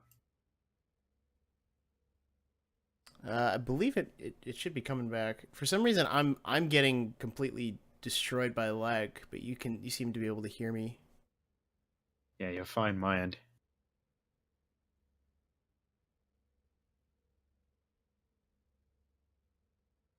Be right back. I'm going to go unplug all my dad's shit. Pretty sure everybody on the stream gets to hear that, but... Oh god.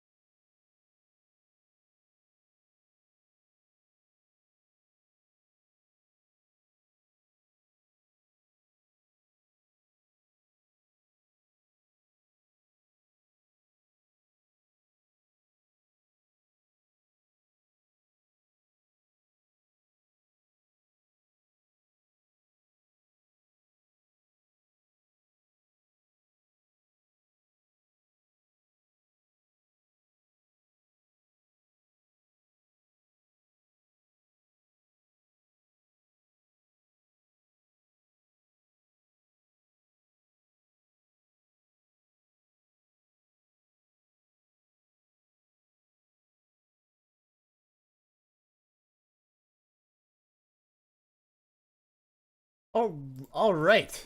It appears we may have finally stabilized, Dust. So, unfortunately, we Yay. are quite a bit into this game. I apologize about that. Not exactly sure what has happened because we didn't have any problems communicating. For whatever reason, the stream itself was just getting kind of destroyed. This was just the upload source was, for whatever reason, kind of just getting throttled. But Frenzy's going up against Kovaris here. Kovaris with a really interesting hand. He looks like he's been able to defend himself very well, but just running very low on resources with only the Odoving and the Black Hand Messenger. So not a great spot. We see again that Hound allowing this Fighters Guild recruit to double up on its value trade, which is huge. Yeah. And like 2-1 isn't the worst stats to trade, you know? Yeah. We're all familiar with Enduro Master pulling out work when it needs to. But as good as it might be, Frenzy's still looking pretty dang good in this position. Not knowing the hand for Kovaris, you're afraid of what they are, but one of those cards is dead. The other is only going to be a 2 damage ping. So he gets to just take control of this board, build his board, get ready for this Blackworm Necromancer. And I think you're going to take the trade here. Yeah, absolutely. It sucks to play this Huntmaid out to the point where it's getting killed by Storm, but a Storm here is not the end of the world because you do have the Blackworm Necromancer coming back as reload. Yeah, the problem is that if you... Oh, he is going to go for the does draw. go for it. I am So surprised if you go for at that. you do lose the Bleak Coast Troll to a Storm. Ooh, double No, Black you know Hand the Bleak Coast Messenger. Troll would buff itself out of range. Yeah, exactly. Yeah, if you traded, it's Yeah. fine. But if you leave it like this, it's now weak to Ice Storm. The 4/4 does live. So either way, something's living through Ice Storm. This was... And it does give Kovaris another card, which is very, very useful to him right now. Yeah. Allowing him to use this ring charge. Yeah, exactly. Great use. Now, what do you take down as Kovaris here? That's a great... I think it has to be the Bleak Coast just because you're worried about these trades. But there's no real good options here. Yeah, it's awkward. Because either way, Frenzy is not going to be breaking a rune on your face, right? Yeah, I think either way, yeah, Frenzy's going to be most likely just setting up this board because Kovaris is going to be healing either 2 or 4. It's going to be pretty easy for Frenzy to push some damage.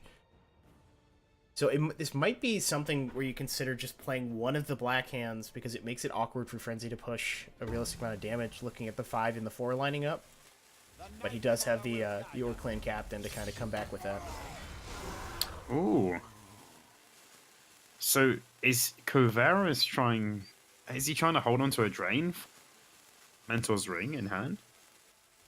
It's pretty interesting. Yeah, interesting, yeah. Potentially for the Mentor's Ring. I don't think you can afford to, though. I think you need to fight this board. Potentially, maybe he just wants cards. Like, he could just be in a position where he's got a bad hand. He's just waiting for cards.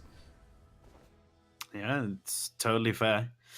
As Frenzy, we can have a quick look at his discard pile, and it's not looking that exciting for a Necromancer, to be honest. No, it is not. But Necromancer is still pushing threats. Could also go with the option for Haunting Spirit here. Really, really blocking off that Storm. He has that card in his hand that Kovaris has had for most of the game that he hasn't been able to play. We know that that's an Odoving. Frenzy could have the read that that's a Storm. Yeah, potentially, yeah. It's never hurts too much to play around Storm. He's just gonna go with the Blackworm Necromancer, the Withered Hand Cultist, not relevant, but That was Frenzy's the best probably one to get. probably. Oh, and he does hit the Storm off the top. But if he wouldn't have, the Storm would have been terrible here anyway. But now Frenzy only the Barrow Stalker. This is so rough. You can't flesh out your Knock here. There's no way you can flesh out your Knock here. You are just dead.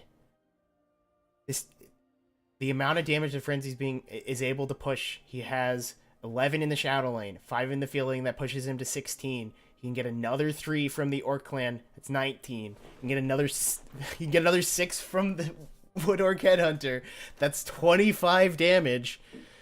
Yeah, and this is the final round. Because of that breakthrough, I think the only thing that keeps him alive is Blackhand and Barrowstalker. Because even though that's exactly 25, or sorry, even though that puts him at 23, he has to waste damage from the Orc Clan. Yeah. He goes for this Flesh out Dreadnought. And now not it gonna is a have enough time. question of ordering from Frenzy. playing around prophecies, trying to push the maximum amount of damage. What is the way to do this? Can you skip a rune? We're trying to get to 6, which means we need to deal exactly 12. Maybe just doesn't care. Yeah. He's just gonna push it all. Absolutely. The only thing that would have saved him there was a prophecy to kill the York clan. It's not going to be enough, and Frenzy is going to push through for the victory despite multiple technical difficulties, spectator bugs, and a whole lot of control tribunal. The winner is good old-fashioned Smork Warrior. Yes. The madness has come to an end in the terms of good old Warrior. And that's nice. It's like putting on like your favorite sweater, you know. It's like it just feels, something about it just feels right. It feels like, you know, you're home. It feels like home. And that's gonna be no it. Tiny Dragon. Yeah, no Tiny Dragon. R.I.P. Tiny Dragon. So Frenzy is able to take that tournament. Wow, this was certainly a fun one, Dust. We're just, yeah. There you go. We'll see you next week. We do want to talk about one more thing. Thank you for all of us for sticking through the technical difficulties. Your reward is, Dust. We have something that is often spoken but rarely seen. We have Ooh, what's that? We have an announcement of an announcement. This is it soon? It is soon, TM. So, guys, Okay, keep nice. an eye out. There is going to be some big news involving WarpMeta this week. Keep an eye out. Follow WarpMeta on Twitter. Follow any official channels for WarpMeta. We will have some great news for you guys. Should be coming this week. Stay tuned for that. It is going to be awesome, and I'm really excited. And I think you are. I think you are too. But I think you're probably just distracted by Tiny Dragon. To be honest, I'm still in awe of Tiny Dragon, but this has pulled me out of it. Yeah, always news and Teslas are good things. Do keep your eyes peeled. And yeah, I look forward to it, man. Yeah. So thanks for sticking with us, guys. Apologize about the technical difficulties, and we will see you next week. Thank you. Goodbye.